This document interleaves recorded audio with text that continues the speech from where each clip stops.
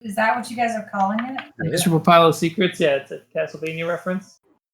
Victoria gave a frown face. Wait, really? You don't like it? I don't love it, but So she does not love it, but she doesn't love it, but it's not bad. Okay. Well, what would she name a podcast? What would you name it?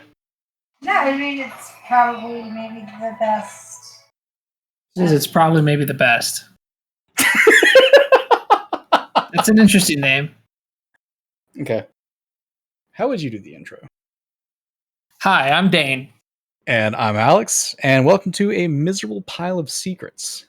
We just finished our playthroughs of Resident Evil Village, and today we'll be talking our way through it. We need to get further. We need to get further? Yeah, like what do we say after this? Oh, that's where we... okay, let's talk about the history of Resident Evil. So Resident Evil 8 is a sequel to Resident Evil 7, 2017's Game of the Year for some people. Personally, I love the game. I was really excited coming into 8. Dane, what did you think? I had not been following the Resident Evil franchise pretty much ever. The only reason I knew this game was coming out was because of the like memeing of the big woman and seeing her, Lady D, seeing her in media and people just having their various reactions to her. So that if it weren't for that, I would have had no idea this was coming out. Yeah, like I think they kind of caught lightning in a bottle with the marketing for this game, where they just introduced a character and the internet was just all horny for it. Yeah, for sure. So have you played lots of Resident Evil games or just 7 and 8? Yeah, so I haven't played as many as other people, but Resident Evil 1 is one of my favorite games ever. Actually, when I was a kid, I used to go to my friend's house. I used to walk like 14 miles when I was actually about 14 years old. And when I would get to his house, it'd be super late in the day. And so when I got there, his parents would have to drive me back to my place. And then I'd say like, hey, can like Donnie go ahead and stay the night at my place? And he would play Resident Evil for me on the GameCube. This was because I was too scared to actually play the game. The game itself terrified the crap out of me. I had to play with the lights on. There's actually 2 songs that I associate with Resident Evil, no matter what Resident Evil it is, and that's Hot in Here by Nelly and Pink's I'm Coming Up, because those 2 songs were on the radio a lot at the time, and because I was so scared, I would have the radio on, and just those 2 songs would play constantly while my friend was fighting zombies. Wow. So I have very fond memories of Resident Evil. It's one of those games where I never got so into it that I played like the original Resident Evil 2 or like Code Veronica. But I've played 1, I've played 4, 5. I didn't play 6 because everyone said it was terrible. I played the remakes of 2 and 3, as well as Resident Evil 7 and now Village. Oh, wow. But yeah, I've got a history, but it's not as in-depth as more dedicated fans to the series. Sure, but you that sounds like you're a fan. Yeah. On the contrasting view of like, I think I played Resident Evil 2.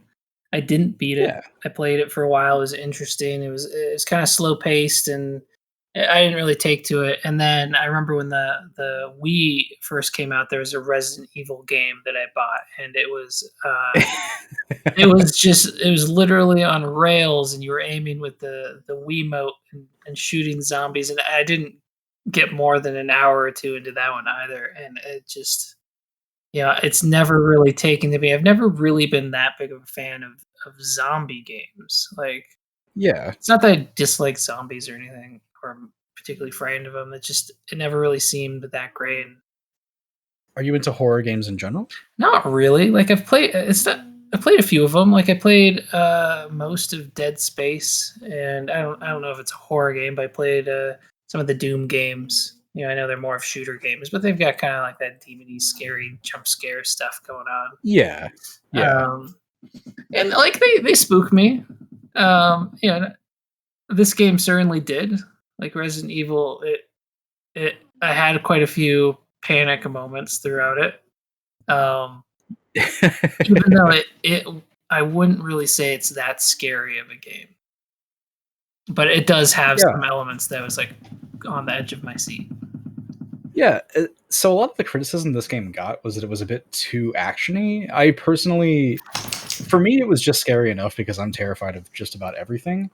But a lot of people that I was, reading different reviews for were saying that they just weren't quite as scared, save for a couple of parts. And it was definitely a really big departure from Resident Evil 7, which was kind of scary for most of the game. But it sounds like, from what I've read, the developers intended for this to be the case. 7 was apparently too scary to the point where they thought it actually hindered sales. So they wanted to dial that back a bit with Resident Evil 8. And that's kind of where we got a more action-packed game than we otherwise would have gotten. I'm not really sure why they chose to do that, because Resident Evil commercially did really well for itself. Okay. Resident Evil 7 did? Yes, Okay. Resident Evil 7. So I guess they thought that they could, tap into a wider audience with something that's a little scary and more action-oriented. And it may be too early to say if that's the case or not. But I mean, certainly for me, I mean, you brought the game up to me that gave me a little extra push to buy it. But to say I hadn't taken notice of it, and when it showed up on my Steam suggested list, like the art of the man clearly turned into what looked like a werewolf instead of a zombie, had been like, oh, that looks cool. right. Maybe I will check it out. Like, I wasn't. I probably would have waited for a sale of something down the line if you hadn't, brought it up. But it definitely piqued my interest much more. Like 7 wasn't even on my radar. I think I watched a friend play a little bit of 4, and it seemed fine. I might have even, taken a turn at the controller briefly in that one. I don't know if I was just watching. It's quite a while ago. Yeah, it's a long time ago. I remember the guy with the trench coat opening it up and having all the stuff. Oh, what are you buying, stranger? Yeah. I love that. So, yeah, it might have, like, if they just had another zombie on the cover of their game as their splash art, I probably would have just passed over it like every other one that's come out. But that different take, like this has got other monsters in it, and I like werewolves, more than I like zombies. Yeah. And then honestly, when like I loaded it up that first time and it opened up with that intro, it didn't feel like a Resident Evil game at all, and I was instantly, even though it was a very strange intro, I was instantly drawn in. Yeah, the start of the game I thought was really exciting too, especially because it has so many what is going on here questions. And since you didn't play 7, I mean, the game conveniently did have the recap of what happened in 7, but I definitely feel like you lose, even with that, you still lose a lot of the context of like why that's such a significant way to open a game. But yeah, it's I mean, the recap was very cursory. If I can remember now, a couple days later, it just said, "Oh, this character Ethan Winters went to save his wife somewhere in Louisiana, I believe it was." Yeah, and there was like fungus infecting them, making them very aggressive and zombie-like. And there was somehow a little girl was like a bioweapon that was controlling it. But I succeeded in saving her and got out of there, and everything's fine now. Like that's what the intro told me in maybe only 30 seconds, a minute. It was not long. But I didn't even see the intro, but yeah. But or the recap, not the intro. Yeah. So it primed me to be like, oh, okay. At least I know who these characters are. I know that I'm playing Ethan Winters now, and I know that my wife's name is Mia, and apparently we now have a baby named Rosemary. Yeah. And before we get too far into it, so Resident Evil 8, I guess, is kind of unique in a way because Resident Evil itself is a franchise that has a lot of very familiar faces, from like Ada Wong to Albert Wesker, Jill Valentine, Chris Redfield, Leon Kennedy. All these guys have very familiar faces that have kind of become iconic within gaming. Okay. And for some reason, Capcom decided to make 7 and 8 have a protagonist that does not have a face. He has a face modeled in 7, and he can do some camera trickery to actually see it. But I believe in 8, they just mannequined his face out. So there's no point in the game where you can actually see his face. And it's interesting that they went with this decision, because I feel like I liked it. Like I'd say it was almost successful, but there's so many times throughout this game where where Ethan takes the controller from you and acts without you. That it's like Yeah. it kind of like that choice is in sort of opposition to the not revealing his face, because every time that happened, it was like, oh right, this is Ethan. I'm not in it. I'm Yeah. controlling Ethan. I hadn't thought about that until you brought it up, but that actually does make a lot of sense. Where if they do want it to be a faceless protagonist, the faceless protagonist takes control a lot from you. Yeah, and which is a really weird decision. yeah, it really is. But to say it wasn't helpful, because like not knowing what Ethan looked like, I definitely inserted myself into his shoes often enough to be immersed.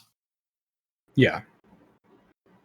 Yeah, and I think the first person kind of helps with that, and plus it has like a very, as far as like your motivations go, it's pretty simple. Like you dad, you have daughter gone, you must get. Right. Like it's not so complex that like, I couldn't get immersed in something like Halo because it's like I'm not fighting a whole alien army. What is this? But these motivations are really easy to get behind. So yeah, I kind of agree with it. It's just it's weird to me that they would depart when their franchise is a bunch of faces. Yeah. But I don't think it's a bad decision. Yeah, Like, I think for me as a non fan, I liked it more, I think, than a third person, or if I was playing one of those other characters you mentioned. It made it more approachable to me, at least. Yeah, for sure. So should we just get into this? Like, Yeah. should we talk about this game? Sure. All right. So Resident Evil 8 opens up in a kind of a weird way. I think most people, when they started this game up, they probably were kind of jarred by how Tim Burton-esque the intro was at the start. Oh, It yeah. was just like, this is basically Coraline, and everyone's like, what? This is Resident Evil. Why is Coraline playing on my TV? Yeah, if you had told me Tim Burton was behind it, I'd been like, yeah, sure, that checks out. But yeah, so it turns out that's just Mia. She's the one narrating the entire thing, and she's telling this really scary story to her baby, Rosemary. The story itself does kind of parallel a lot of what you actually encounter in the game, so it is kind of like a primer for the things you expect to encounter. Yeah. Like the fish is very obviously one of the lords. The horse is representative of Heisenberg and his factory. The bat, Lady Dimitrescu, Lady D. So it is a good primer, but it was very weird to me in a way. I don't think it was necessarily. It didn't fit in the game. I don't think. What did you think? Well, I didn't know anything about the lords other than that. I didn't know they were lords. I didn't know anything about it other than there's a castle and there's this giant lady in it, Lady D. So I didn't connect the intro to anything that was going to happen, and it was so out of place that like I still didn't connect it until you just said that. Oh, and I was like, oh yeah, that does make sense, doesn't it? I'm still learning. I hadn't even thought about it other than remembering. Oh, that was pretty. That was nicely done. That was a cool little scene that made no sense and has nothing to do with what I'm doing right now. And then I didn't think about it again and didn't connect anything. That may be a fault of the game then, because like I kind of expected it, but just because I've played Resident Evil a lot. But if you didn't, I wonder. I don't know. Maybe that probably could have been communicated more clearly, I suppose. I mean, I remember watching it thinking, "Oh, this must be connected or have something to do with it." But since I had no idea what was going to happen, I couldn't draw any connections. And by the time those connections were being revealed in the game, that was so far in the rear view mirror that I wasn't even thinking about it anymore. Yeah. So yeah, Mia, she's done telling the story to her baby. The baby falls asleep, and Ethan, rightfully so, goes, "That's a scary story to tell to a 6-month-old baby." Luckily, she doesn't understand. Right. Yeah, I could relate to that a little bit. Yeah, but we chalk it up to it's just a local story, so that's fine. And she gives Ethan the baby to go put to bed. Right. And it's kind of explained somewhere right around here that we're somewhere in Europe. Had run away from the troubles of Louisiana and are hiding out in Europe in this quaint little house they put us in. Do you think Europe is about as far away from Louisiana as you can get? I don't think it is. I think you can get further, right? Maybe like Siberia? Something like that, yeah. India, perhaps. But far enough removed that you'd think you're whatever. If that stuff was still looking for you, they're not gonna find you out here. Yeah, for sure. But yeah, then suddenly after that, you have control of Ethan and you're holding the baby, and it doesn't really give you any instructions other than what Mia told you directly. Didn't she say put the baby to bed? Yeah, we get to go tuck our baby in. Yeah, so you have to pretend like you actually live in this house and figure out where the baby sleeps. But after that, it was kind of just like a story revealing like bits of history and how you got here as you're kind of going through this little cabinets you can interact with and notes and a letter from your doctor saying that Rose is fine and stuff like that. Yeah, there's an email that kind of gives, some backstory to what Mia and Ethan are both going through, where they're arguing about is what's in the past truly in the past, or do we need to confront this for the baby's sake? It seems like they're torn as parents, and rightfully so, because that was a very traumatic experience to go through. Yeah, it was a very like framing style of storytelling where you kind of fit the pieces yourself, and it's just giving you the box that you're in right now. Yeah, and it was. I feel like you can't leave the player in this scenario for too long because you're sitting down to play a game, and this really isn't that much of a game other than getting you acquainted with it. But I do feel like I wanted more still. Like this part of the game was just a little blip, and you're so quickly thrown out of this that I am, as somebody that doesn't know any of the history, didn't play 7. I was like, wait, I can barely remember my wife and kid's name. Like, what's going on, kind of thing.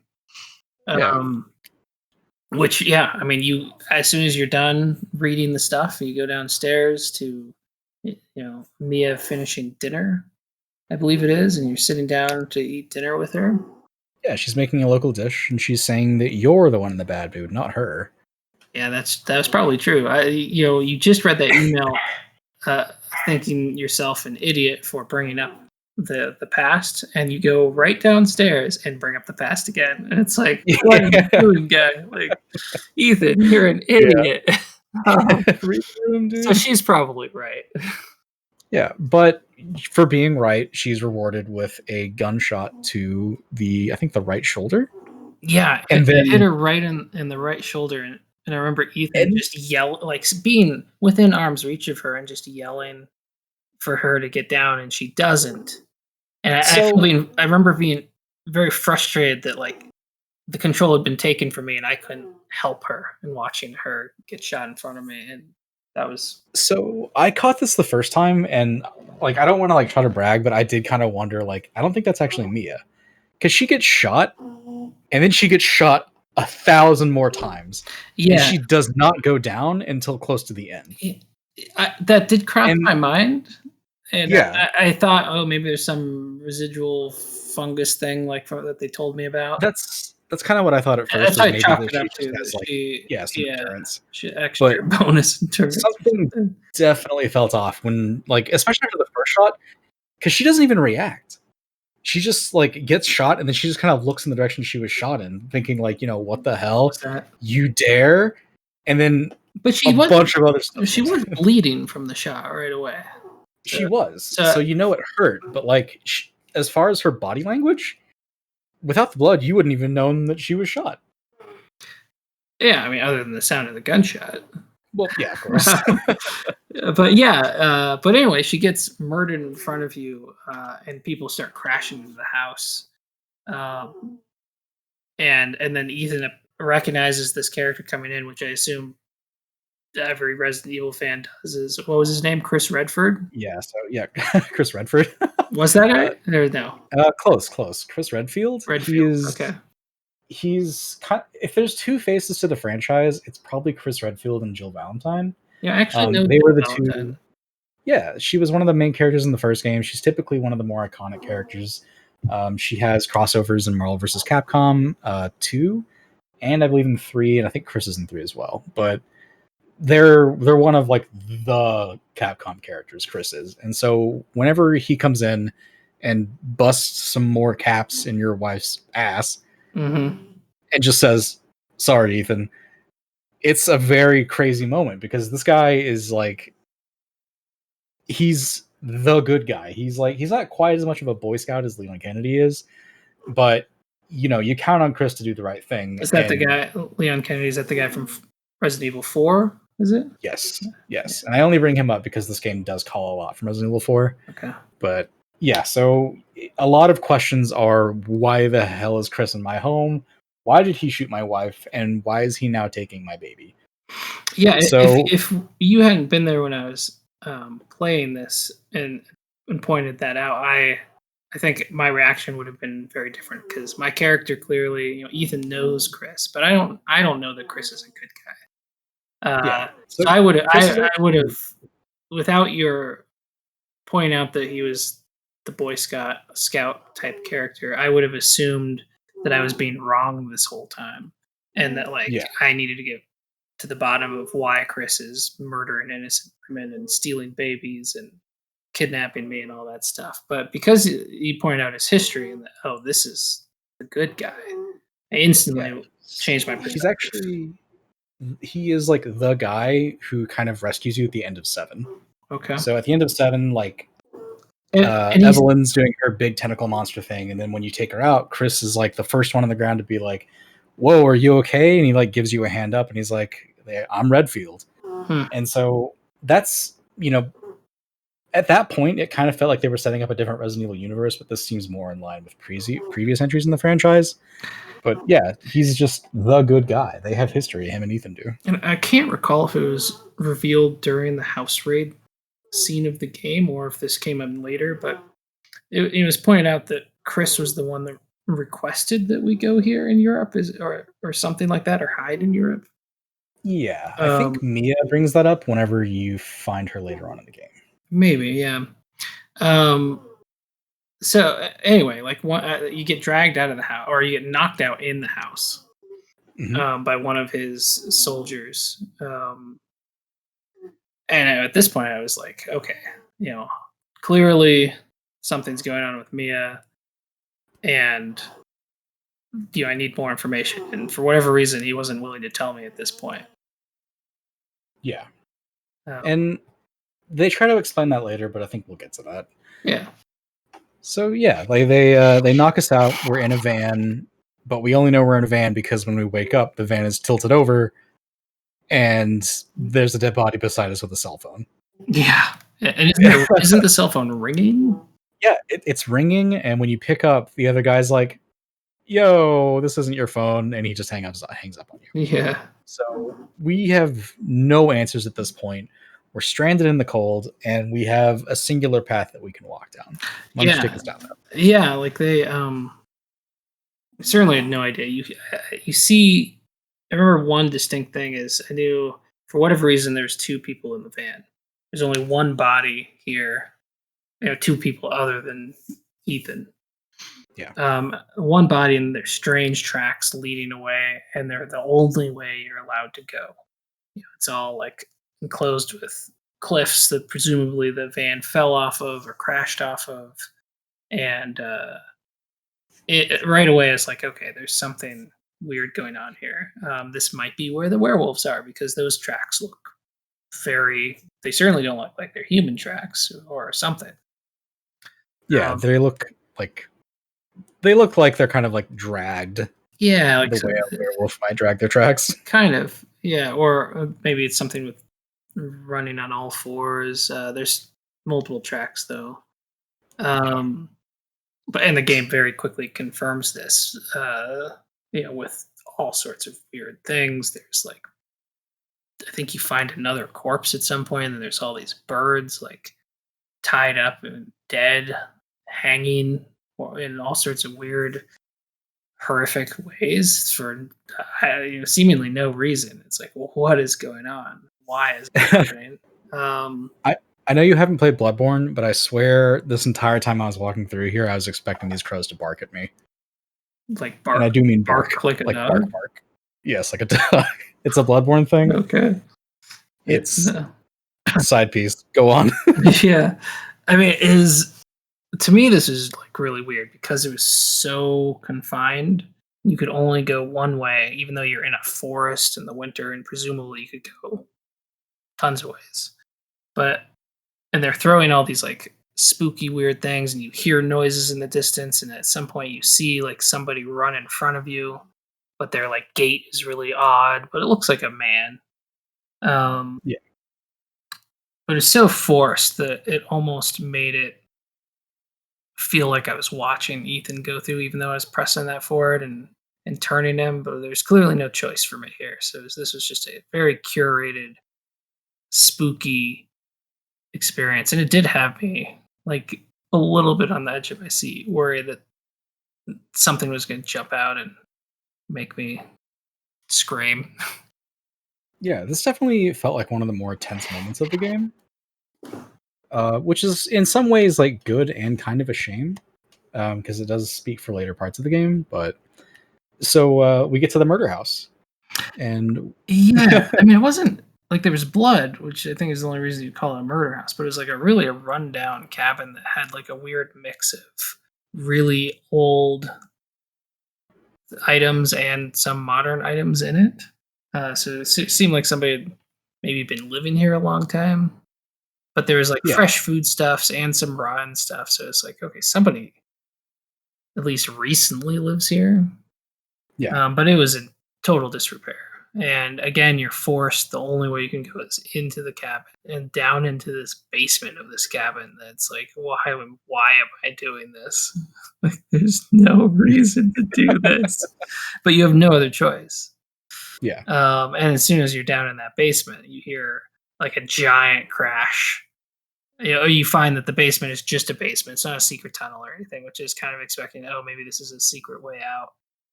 But you get down there, it's just a dead end basement, and you hear this giant crash. And you go up, and something like blew a hole in the wall, and there's maybe more blood, and it's hard to tell. yeah. And then you continue on into the forest for a brief while until you like it opens up into this. Honestly, it was absolutely gorgeous view of this. Looks like this little gothic Romanian village Oh yeah, I loved this view. with a giant like Transylvanian style castle, Yeah, um, overlooking this town. Which from up here, when you first see it, it looks mostly like everything's fine. And I had it like I knew I shouldn't, but like my initial reaction was like, oh, thank goodness, like people, like a safe haven was my initial reaction. Then I remember I was playing Resident Evil, and this is going to be terrible. right. I mean, it does kind of make sense though, right? Because like you go from the dark of this basement, you were walking along this really spooky path, and then you kind of come out to like it's dawn. You see this village, and like your natural reaction to go, "Oh, this is preferable to what I was just in." Yeah, oh, For sure. I forgot about that. When you went in, it was night when you crashed, and you're walking through like nighttime the whole time. And when you go into the basement, it's still night, but as you come out, the sun is just starting to rise. So it Yeah. gave you that little bit of like, you're super scared to go back up because of what you just heard, but being daylight, you feel a lot more comfortable. Like I remember Yeah. feeling a little emboldened of like, okay, all right, I can do this. I can actually see now. Yeah. I kind of liked the way they did that. Like I knew better than to think than to feel relief just because I knew enough about this game to know that that's where all the danger is. But I do like the way that they kind of set up at least like the time of day that this is going to happen, and as it slowly progressed throughout the game, where you basically come in at dawn and it kind of ends at dusk. To me, that was really interesting. Oh, that was cool. I hadn't really noticed because I split it up over, I think 3 nights. I didn't really notice that the timing like that. Yeah, it's a nice little thing. But yeah, that is cool. I didn't really realize the whole thing is just one day. And I'm probably putting more into this than there really is, but like the significance to like, werewolves and the time of day that they come out, it felt kind of cool, even though there wasn't really a full moon or like any transformations going on. It just felt like, you know, when I think of werewolves, I think of, well, what time of day is it? And that connection itself was just kind of like a little interesting piece in my head, even though I it always probably thought means nothing werewolves at came all. out at night, right? Yeah, but they're there all through the day. Okay, yeah. Yeah, they're there nonstop. They never go away. They just constantly want me to use my ammo. Yeah, I know. Like for me, I was kind of hoping that you'd go down into this village and you'd meet some people or get some stuff, and then most of the conflict was going to happen in the castle because I knew the castle was bad, and that's where at least one of the maybe bad guys. I didn't really know if Lady D was actually an adversary or if she was like a somehow going to help you. Like I didn't know enough to know if she was a bad guy. God, I I said wish you would help. I suspected she was because Yeah. she's a 9 foot tall lady in a castle. Like, she's Yeah. unlikely to be on your side. No 9-foot tall lady in a castle has ever been up to any good. Probably not. Yeah. Um, So we descend into the village, and it's awfully quiet. It's too quiet. Like there's too many things going on. There's like pots of warm food left out, but there's no almost people. right away when you get down the cliff side Yeah. to the town, it's like you see that there's damage and there's like looks like maybe there's a little bit of fire or something. Like not really, but like things left on. Like in the first house you encounter, there's like damage to it and a giant chunk taken out of one of the like door frames. Yeah. And if you hadn't seen any marketing for this, you'd think, what is this strong? What is going on here? Yeah, it's pretty hard to avoid. You know, when they put like what looks like a werewolf right on the cover, it's pretty hard to not immediately know. But like, Right. and as you walk in, there's like huge things like garlic hanging everywhere, and never mind the dead horse with its neck ripped out right by the door of the first house. You know, It could have been a bad sneeze. there's plenty of signs right away that like, okay, werewolves happened, and because there's a still steaming pot of soup on top of a Yeah. stove that must be tended with like wood. You're like, okay, and it just happened like in the last Yeah. Few hours. Which is weird. So okay, I guess we should wait a second on that. But the warm soup presumably belongs to the guy who's hiding in the closet with a shotgun. Well, that was the next house. That wasn't the first Oh, was house. it? Yeah, the first Oh, house no. was Weird. empty, and This podcast is ruined. when you go in there, you grab a couple supplies and stuff, and as you're coming out of the first house, you see the horse like rapidly being dragged away, and you couldn't really see what was dragging it. Right. I actually missed that and only caught it when I was watching you play through it. I missed it on my playthrough though, if that happened. I saw the horse when I was coming in, and it just fell out of my head. I never saw it again. Yeah. That put me on edge because clearly it's like I had seen the guy in the forest, but that could have been a random like hobo or something. Like I wasn't. It was definitely. It looked like it was a human, so I wasn't too scared of that guy. But the horse being dragged is like, okay, I'm gonna be fighting before long for my life. Right. And the next house I think you go into, it's a similar this scene, has- a little less. I think the house is in better shape, and then you run into the guy hiding in his pantry with his shotgun. Yep. And this was the first scare that I got because I'm very susceptible to jump scares. And so whenever we pulled this curtain, like the way Ethan was slowly moving his hand towards it, I was like, oh God, something's behind it. I hate this. Right. And it's just a dude. He looks like he's, just like a simple old man.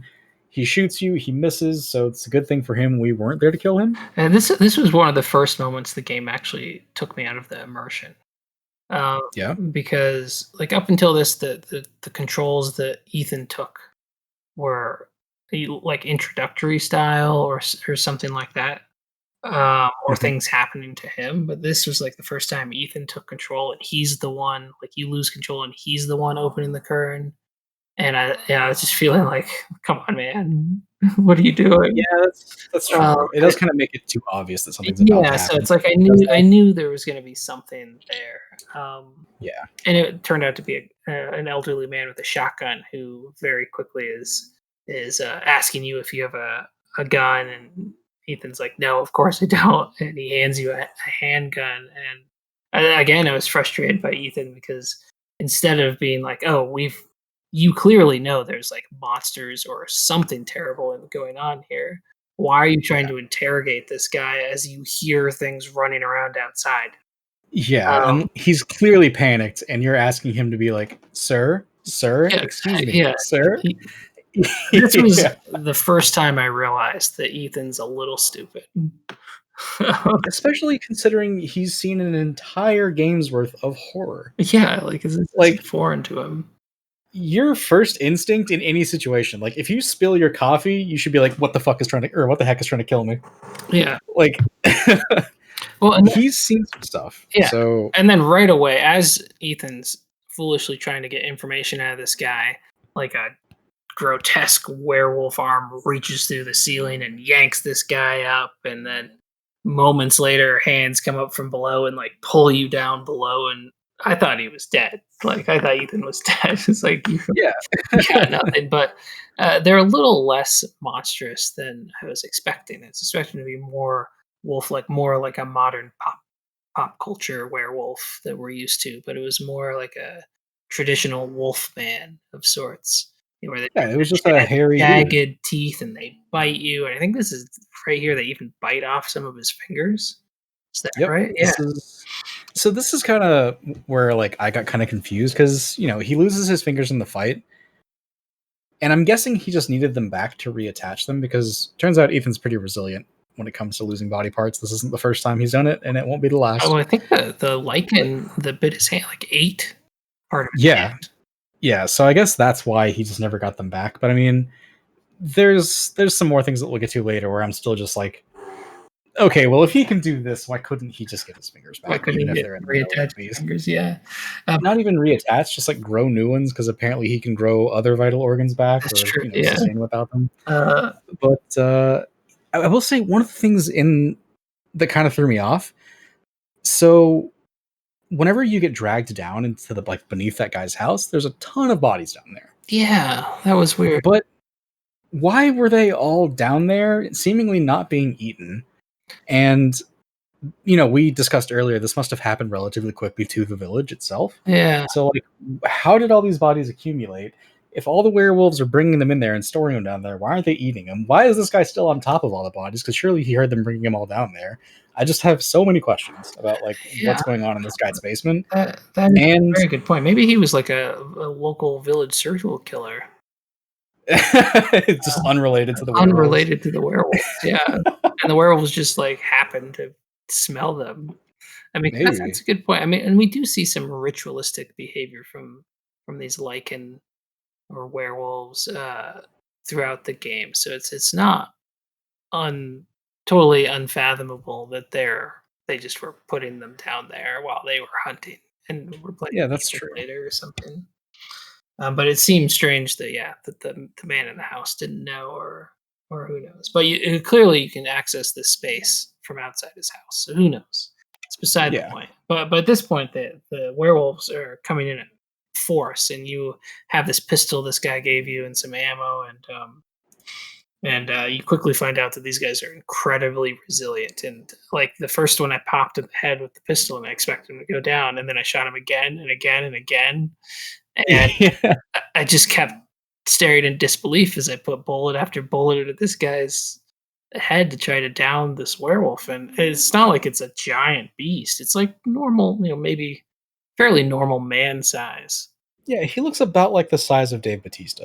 Yeah, like big, but not like where you can shoot him. I think it took 8 bullets or something like that per lichen to get them down. And it Yeah. very quickly becomes apparent as you're being attacked by what at first is just a handful and then a half dozen and a dozen of these guys that you're not going to have enough ammunition. Like I immediately after I killed maybe the second one, I'm like, I don't have the means to defend myself here. I got to get out of here.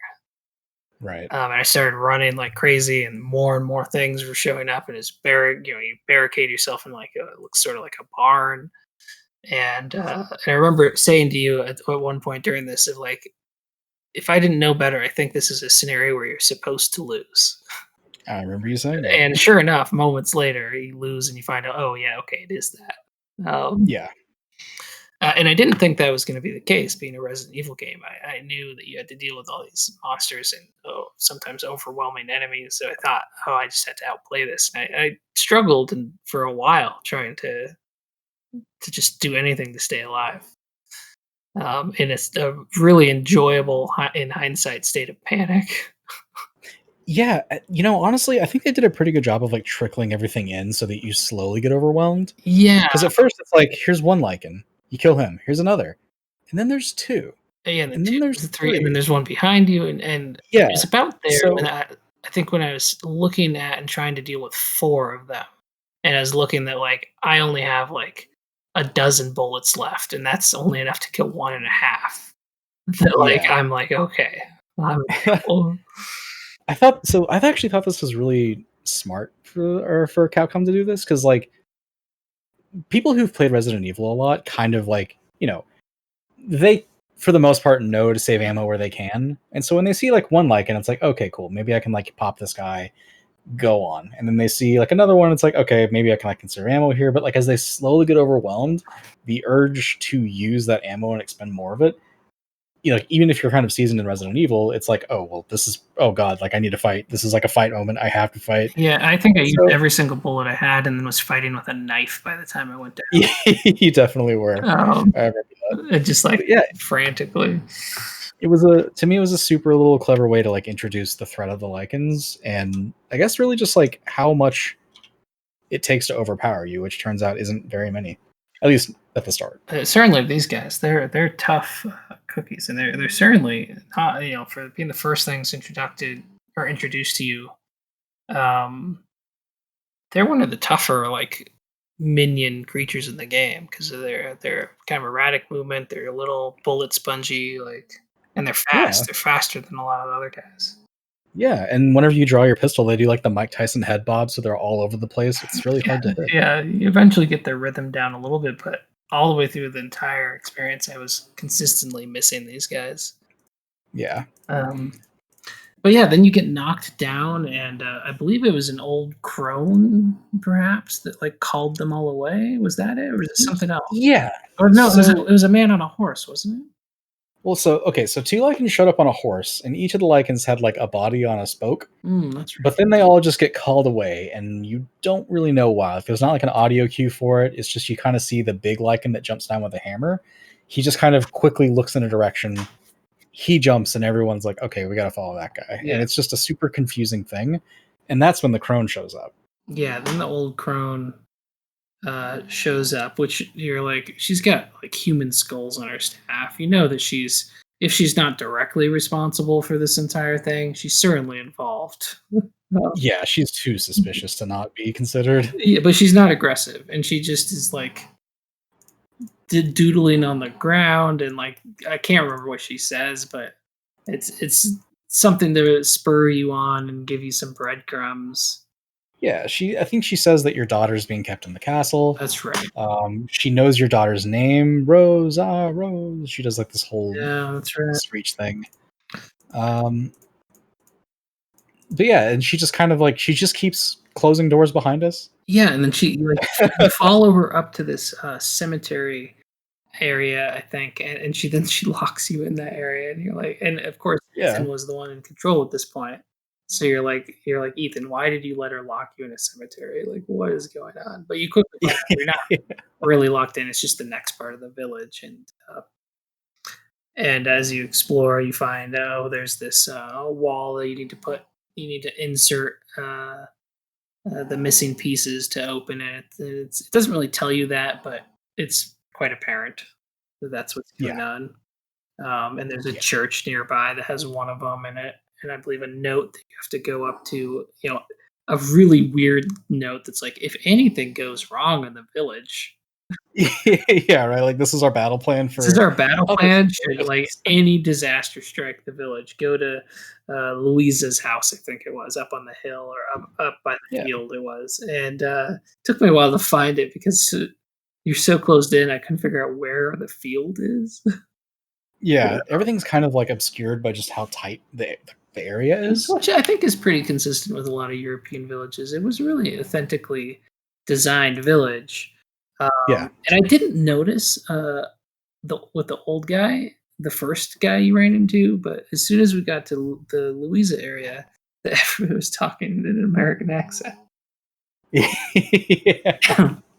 What's funny is in Resident Evil 7, you're in Louisiana, and the family there they have an accent. They have a southern accent. And then we're in Europe, and everyone's just like, I don't know, from the Midwest. It's just a very normal American accent. Yeah, But and I guess another friend mentioned might have been the bad one, 6. They're in Spain or something like that, and they're like speaking Spanish. So it's like, oh, that's in 4. oh, was it 4? Okay. Yeah. So it's not like this was like a trope or anything. This is just like an oversight, maybe. Yeah. And But also in a village like this, that's like maybe in Romania, it really feels like it's Romania. It never really says where you are. it does kind of feel that way with the castle. But the And just castle, and some of the names, so I wouldn't even be expecting anyone to speak English at all. So in my head, it was fine to be like, "Oh, this is just the translation for my American English speaking self." So it didn't really actually take me out, other than that initial being like, "Wait, all these guys sound American." maybe we're being too critical, and American accents do develop in isolation. Yeah, maybe. Um, But yeah, so did you actually catch in the church? This is where you first see Miranda and the 4 lords. Like, you don't really have the context to know they're the lords, but you at least see Lady D. I only noticed Lady D. I saw some of the other pictures. And I think I recognized one of them, maybe as Lady D. And I remember seeing the statue, thinking, "Oh, that person must be in charge." The Miranda character, because she's in the Yeah. center and it's bigger. And then soon, these Yeah. next villagers you meet are refugees, not refugees, but these survivors that you meet. They talk about Lady Miranda as well. Yeah, and they've got a lot of positive things to say about somebody who seems to be doing a lot of bad things. Well, they don't seem to initially blame her for what's going on. It's just like Yeah. they kind of feel like this is something that's happening. They're almost wondering why Lady Miranda isn't helping them. Yeah, they feel forsaken, not not like she's attacking them. Even though, as Yeah. we very quickly find out throughout this next little part, that she's definitely. Oh yeah. She's got beef. As you get up to Louisa's house, you find 2 people huddled in like a little building to the side, and you're fighting these lichens in the field. But by now you've got more ammo, and they're not really a big deal at this point because you feel pretty well equipped, and it's the middle of the day, and they're not surrounded you. Yeah. This still felt like a tense moment for me, just because the grass was just high enough for a 4-legged creature to just kind of scurry around and I was it, proceeding very carefully at this point. yeah, but because there's a werewolf right next to you that has the zoomies. Yeah, And- it does. They were kind of zooming around like that. But yeah, but we got through there, and they were frustrated that Louisa wouldn't let them in the house, and they asked you for help because their father had been wounded by one of the lichens. It was a father-daughter combo, wasn't yes, it was. it? Which is kind of surprising because as soon as you go up the back of the building they're hiding in, you can just climb right over the wall, and Oh yeah, she could have easily done this. they just hadn't tried. You let them in, and a little bit of knocking, you're able to get into the house past that sort of ornery door guard fellow. Oh yeah, that greets you with a shotgun. Yeah, Or I guess yeah. greets the shotgun. Yeah, And then you get to kind of be the fly on the wall a little bit, which is interesting, and it definitely gave me perspective of who these people were and what's going on here, at least a little bit. Yeah, they're clearly on edge, so much so that they would point a gun at somebody they clearly know. Yeah, they're a little bit at each other's throats. I think there's a very injured or dead body laying in the room where they're all meeting around a fireplace. Yeah, I think Roxana's husband died on the couch. Yeah, and then they all start linking hands and praying to Lady Miranda, I think it was, or something like that. and then the chant they put out is some like unholy evil thing. Like the words you're saying is like, this is not like your standard religion of any kind. This is Yeah. the most As an extreme. outsider, I felt like they were putting a curse on me. Yeah, it's either a very extreme cult or some local oddity. But this sounded more like demon worship than it did any praying to some savior. Yeah, and then very quickly the injured father, like right after that scene, the injured father starts feeling unwell and seems to transform or at least go crazy. Yeah, I it don't think looks he really like transformed. He just became really aggressive and very hard to deal with. he just kind of like growled some more. Like he was already kind of a hairy guy. Yeah, I didn't really see any physical transformation, but he starts attacking people around him and like immediately attacks the owner of this house, the elderly woman, or not really elderly, but the older, Yeah, Louisa gets and chopped. like chops deep into her chest with a machete, like way deeper Yeah, than you'd think you someone would that be able to that machete goes from like her collarbone like to her heart. yeah. Like that thing is in there. If you pulled that thing out, somebody from England would come to you and be like, "Sir, we need you. This is your kingdom." Yeah, they probably would. It is Um, in uh, there. But yeah, very quickly, the whole he, room just chaos. People are dying left and right from this one yeah. guy. The room catches on fire from the fireplaces. Like I think somebody falls into it. Oh no, he was holding a lantern, and when he starts to transform, he knocks it over. Oh, okay. And yeah, so he causes the fire and puts a machete in Louisa. So this guy And should have been capped. I don't remember his daughter's name, but she's like escaping down a hallway, the different hallway than you came in with you. You know what's weird is I remember the guy's name, but not the daughter's name. The guy's name is Leonardo, Yeah, I don't. Remember. and that's not significant at all. I just remember his name. Yeah, I don't know. I don't know because she said it a lot. But like you're backing out, and I remember you have to like you're fighting him, but does the daughter like take him out? Yeah, so I think Ethan has controls during all of this. Like he shoots the guy, he jumps on top of you, and then his daughter says let him go and shoots him like in the chest with a shotgun. Yeah, that's right. So she kind of saves the day, and then you get through the door and you find you're in like a very strange garage with an extremely rundown truck, and I think you have control at this point. You have to find something. You have to find Yeah, keys. yeah, And you've got you to get a find. few other supplies, but the house is very quickly catching on fire. So it puts a lot of pressure on you, and you feel like you got to get out of here. And there's no immediate exit. And Ethan, in another moment of just absolutely brilliant stupidity, comes with the idea to drive the truck through the building's wall, which you can just looking at this brick building, you're like, this is a terrible idea. But he This is takes one of the dumbest things. so dumb. But Oh Ethan's my not known for his brightness at this point, and he takes control from you again and tells what's her name to stand back and fails Which multiple times to try to drive this truck to this burning building until he oh finally my, completely fails and like rolls it on its side. Um, all of this was such a bad idea. so dumb. So yeah, now they have to go up in a burning building because Ethan's an idiot. Yeah. So you escape up to I think it was like the third floor of this building. Certainly, at least the Yeah. second. I think it felt like an attic of some sort. In which case, it's there's a window and you can climb out the window to get out. I don't know why you couldn't have gone out any of the lower story windows, but they go to the top. But not before they do that classic thing where the daughter is like, I know I just shot my dad twice, but he's here and he said my name. Right. I guess I better go embrace him. Yeah, And the then father comes up and he's like on fire.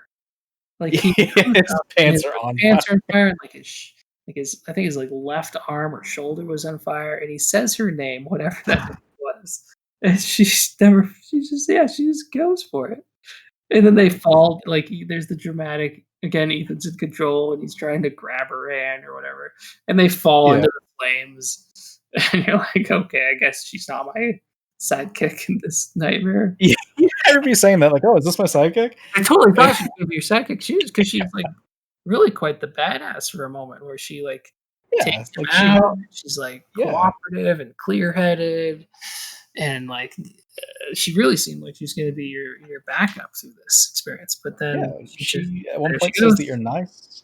Yeah, yeah, she did say that. So I was really disappointed to see her die almost immediately after meeting her. It was like that, and not even to the like. It's just classic, Just like dumb. classic horror movie stupidity of where the characters are you're cringing at what the characters are doing, instead of the horror of the movie, or in this case, the Yeah, game. Between yeah. Ethan and now this character is a lot of that. Like, why are you doing this? And this is where Ethan delivers that disgusting line that's a bit too on the nose. What was it? Why does everyone keep dying on me? That's right. Like, man, You should know, Ethan. internalize that. Yeah, like, come on, dude, don't say that out loud. That's such a cringy line. Like, Yeah. But anyway, then you get out of the building and you're trying to get away from it because there's a giant burning building and a field of like dry wheat. Like, you got to get out of here. yeah, Um, I remember you open that gate and you see. This is the first time I saw Mother Miranda. I think her name was not Lady Miranda, Mother Miranda, Miranda. isn't it? Yeah, And Mother Miranda is holding the door guard. But like I since I didn't really know what she looked like, and I didn't really recognize. I assumed the door guard died in the massacre room, so I didn't really connect that was him. I just thought there was another guy out here with a random, very gothic, spooky looking woman holding him. yeah, But he says something. He says her name, Mother Miranda, yeah. and like He maybe he like, gives the whole like Mother Miranda. Ah! and then she like explodes him into a pile of goo or something. Yeah, his body's not there anymore. Yeah, I remember going over to like look for his body, and it was just like blood splatter everywhere. Yep. Just because I wanted to see like how did she kill him? Like what just happened? But there was nothing. So Yeah, and I was kind of sad about that because, like, whenever he died, I was like, well, what is powerful about her? So I was like, kind of hoping to go over there and be like, oh, he was stabbed 1,000 times by, I don't know, feathers yeah, or or something. his like throat was ripped out, or like it's something to just kind of see what, because it was hard to tell what just happened. But apparently, Yeah, it just liquefied him, which is indeed yeah. that is impressive. Um, At least I hope it was liquefying and not just Capcom being like, no one will want to know. right? Yeah, there was a lot of blood in the death, so maybe she did. Yeah. We also get the second tablet, so we can finally go through that gate. That's true. Yeah, we did get that. So between Louise's house and the church, we got the 2 tablets. So now we're able to enter the castle grounds. Yes. And this was cool. Like, I didn't really know what to expect, and there's more cinematic, and you get to meet these other people. Because I think the meeting the lords was such a distinct event that I don't even remember how, like, what happened for me to get in front of them. Oh, so you go inside the castle, and that's when Heisenberg uses his magneto powers. So I guess he kind of introduces himself, and he's like, "Oh, you're Ethan. Like, we know who you are." And he just stabs you because Ethan can't go a moment without pain. Right. So he gets stabbed, and then he gets put in like a metal sarcophagus, and then he gets dragged to the other lords and Mother Miranda. This, like, in this set pieces where you kind of meet all of them. The Lycans are surrounding them, and they're not doing anything, so it's kind of implied that, oh, these guys are in control of the Lycans. And I liked this, but it felt kind of weird to me in a way because there were 2 of the lords were being very childish, I guess. Well, And so, before we talk about them, I was like, when Heisenberg first showed up, oh yeah, like, and he like stepped out of the wall, or I don't remember what it was, but he steps into the scene, and like, honestly, his Magneto style powers of moving the metal around wasn't that jarring, but like his mechanical like gear hammer that he was holding, like that was like, I'm like, what? Why is he holding that? Like, that seemed so out of place to me at the time. and I agree, and he never uses it. He never does. You find it No, eventually. that's not true. I guess he like smashes the floor after you're supposed to be told to like go or something, but like that's the only time he ever uses it. But that's like a part of his character. Yeah, was a weird weapon for that guy. He definitely didn't need it. Like if you can move metal with your mind, you don't need an artistic gear hammer.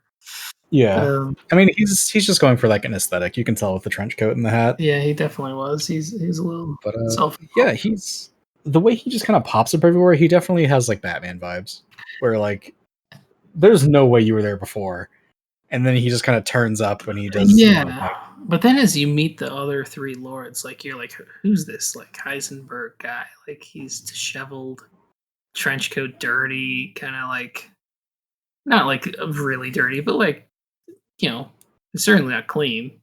And the others are like really remarkable looking. Like one is like a living puppet that's being controlled by a shadowy figure. Like and that was what was her name? That was Benevento, I think it was. Yes. And then the other one was like this hunchback, grotesque creature that was really just very clearly designed very intentionally to be as ugly as they could make it. At least that was my vibe that I got off of it. Yeah, and so those two were the ones that kind of took me out of the scene, because he was, like big and dumpy, and the puppet's like in your face, making this like very high pitched voice, childlike sort of. Yeah, it kind of like it offset everything else that was happening, because this is very much a scene where you're in danger. These guys are deciding what to do with you. You don't really have much of a say in it, and these, I don't know, like this dumpy dude and this doll are just in your face. Yeah, it was kind of weird. I kind of wish that Moreau, the dumpy fish guy, I kind of wish he was just kind of like off on the side, not really paying much attention, rather than like walking around, because when he's shambling around, he looks very like fragile. Yeah, he does. And so to have that, I actually thought he was contrast, I thought he was like an old crony woman at first. Yeah, and that would make total sense with the way he kind of like moves around. But just with that in contrast to everything else, it just felt like less of a threat than I think the scene should have been.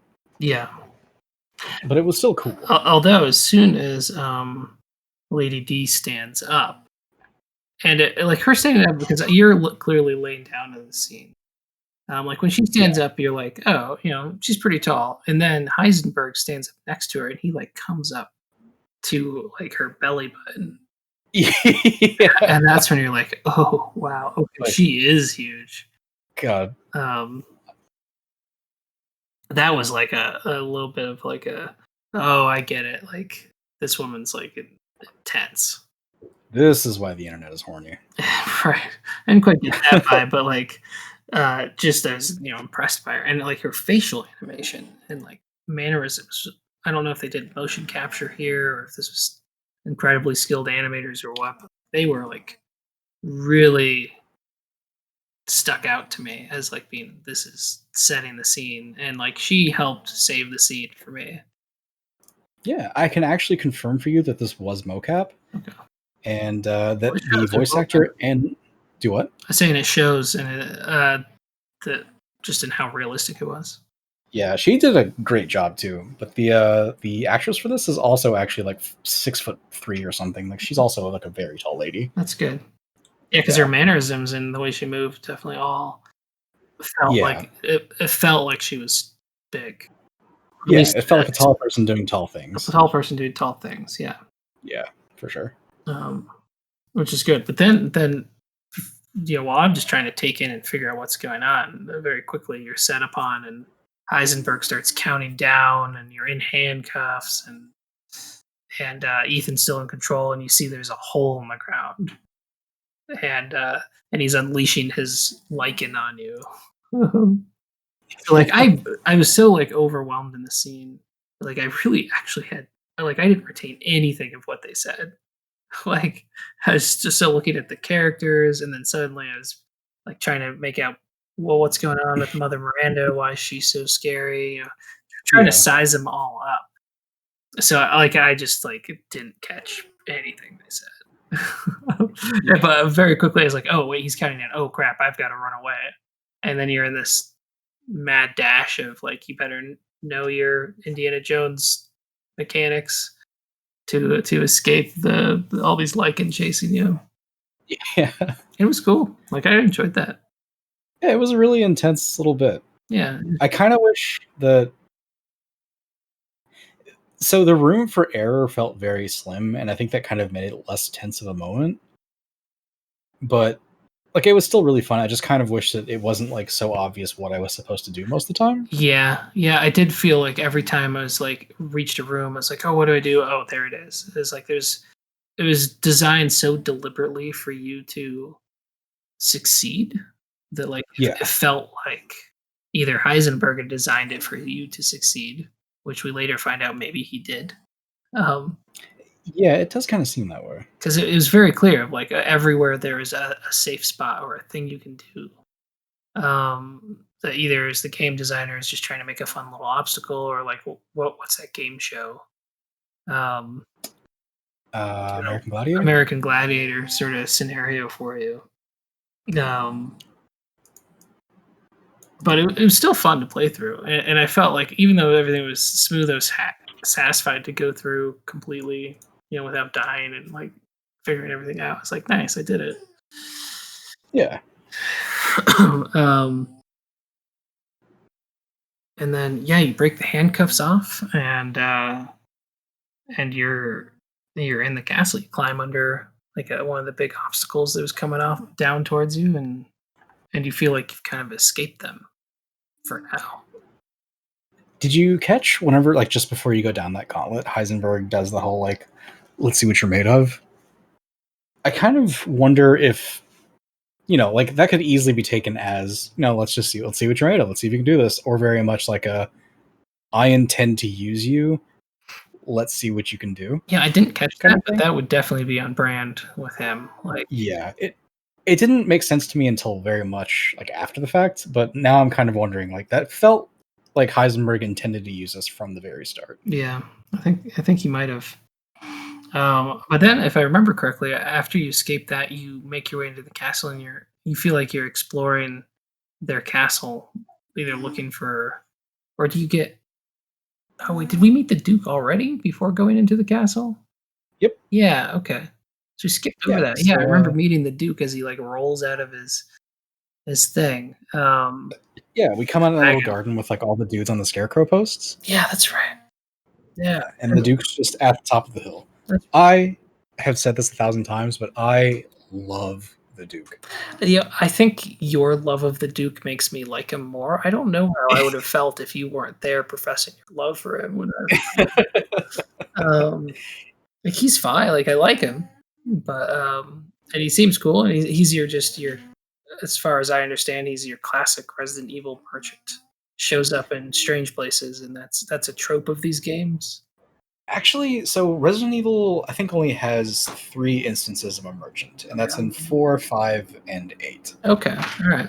And this guy has some callbacks to the merchant that's in Resident Evil 4. Like, he says a couple of lines and says, like, oh, just a joke to a colleague of mine. So it's a fun little throwback to, like, other previous, or like a previous entry in the franchise, but it's, that merchant in a lot of ways is kind of like iconic. So it's cool that they kind of acknowledge that with the new character. And the Duke, I can't fully articulate why I love the Duke so much. Yeah, he's extremely overweight. Like, but like he doesn't seem hindered by it. No, he doesn't seem hindered by it. But he's like, yeah, overweight, has no shoes on, has wearing a shirt that his stomach that has some sort of scarring on it is hanging out of. And he's got like a kind of like a little bit of a friar tuck style haircut. Not quite like that, but it's like a bowl cut, strange sort of flaxen hair, looking fellow. That's very friendly and seems to know a little too much about you. Yeah, he is very well informed, and it's never really revealed why he's that well informed. Yeah, that's definitely strange. And I don't know if that's just like he's just intentionally unexplained, or if it's like I think he is. Continue on in some other way. Yeah, I think he is. Resident Evil likes to do this thing where they just have somebody who's mysterious for the sake of being mysterious. Got it. And I do think that's what they're doing here, because I mean, it makes them more intriguing in a lot of ways, because you do want to know more about him, and even though you never get it, it's always kind of like, oh man, the Duke is so cool. And like, he's very calm considering the events that are happening. Like he never really gives off this I'm in danger vibe. Right. He's just like a chill dude who wants to cook and upgrade your guns. Yeah, and he often shows up in like very dangerous spots throughout the game. Yeah, where it's like, and in places he could not have gotten to on his no, own. absolutely not, because he's a huge man that would not fit through like a standard Yeah, doorway. he's probably as tall as Lady D, and he's probably as wide as Lady D is tall. No, I mean he is very big, but he's not quite as big as she is. He's huge. I think he might be within a foot of being as tall as Lady D. Maybe, but 8 foot and 9 foot is a notable difference. That's true. That's true. But like one thing I really liked about his design is like when he rolls out of that the wagon and opens the doors, there's like food and other items like hanging on the doors, and it kind of reminded me of when I did watch a friend play Resident Evil 4, that they the guy with the coat inside, he'd open his coat and have all the supplies. This guy opens his wagon, has all the supplies. Yeah. Same sort of thing, and they're there in the game. And sausages and all sorts of strange things. Yep. And it's like it's kind of comforting because these are all things that like I want. He has guns, he has sausages, he's fun. Like this is like when I'm around him, I feel comfortable as yeah, and he always has like a save point next to him, which is nice. Yeah. Yep. The Duke is so chill. Yeah, he's your sanctuary in this place for sure. Yep. But anyway, going back to the castle, yeah, you're left exploring the castle, and you eventually find this room with strange message on the wall, and right when you do, a woman. I don't know if she was visible in that first scene, but I didn't think I had seen her before, and it was a normal sized woman with like a bloody mouth, and she shows up and grabs you, just starts. The sisters. Yeah, she's one of these 3 sisters, and she just starts messing you up. And they drag you to a room, and like they have these like very like mean looking sharp sickles that they like hook into your flesh and drag you. And I thought I was done for again, because like Ethan's been hurt, but this is where I first see him get like really hurt. Yeah, like getting dragged through a castle by a sickle through your calf. No. After this, and then they like stick him through his hands and string him up, and Lady D shows up, and they're talking about eating you for dinner. It's just like, and you're helpless. You're totally helpless. So I had a different feeling through all of that, and it's because of Lady D.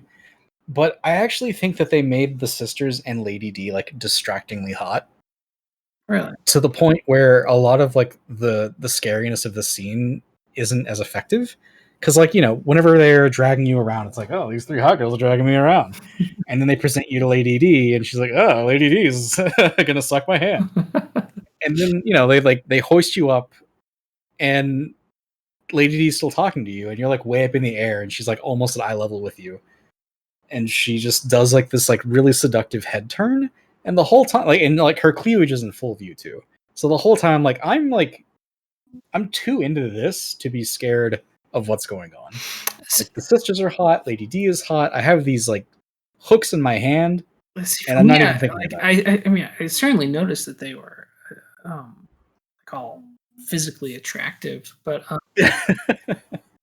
for me, like, because I thought they were vampires, and maybe they were. Like, it's not really touched on, but like you got this Transylvanian style castle. Her name's Lady D, or Lady what is it? Dimitrescu. So for me, I'm thinking she's like a female Dracula or something like that. So I thought she was like a traditional vampire, and like so much in that vampire lore, they are attractive, and the whole point is they seduce you. So like I was feeling more in danger, and more like, oh, these 3 and Lady D are extremely dangerous, and because I was just feeling vampires, and that's a vampire trope. But I can totally see where you're coming from. I think like whenever they're isolated and hunting you throughout the castle, I definitely feel more threatened. But in a scene like where you do kind of already have that like, oh, because we're in a cutscene, like I'm probably okay. But also because they just they do this like everything that I've just described. It took me out. Like you have your moments where you're taken out because like immersion kind of breaks. I got taken out just because like I couldn't be scared of this. Like, this is what I want. Interesting. Yeah, I was very in it at this point. This was definitely one of my highlights for the game. Like, I really liked the intro when we were coming into the village. Even though it was so linear and you didn't have any choices, just the presentation was nice. And then this part in the castle, like getting strung up, meeting her and her 3 daughters and learning about them and all, like, I was in it for this part. Yeah.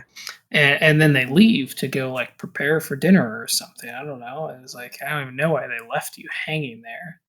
But then Ethan's still in the cutscene, like is able to like pull down. I don't know how he's able to do this enough to like cut through the flesh and joints of his hand to get himself out.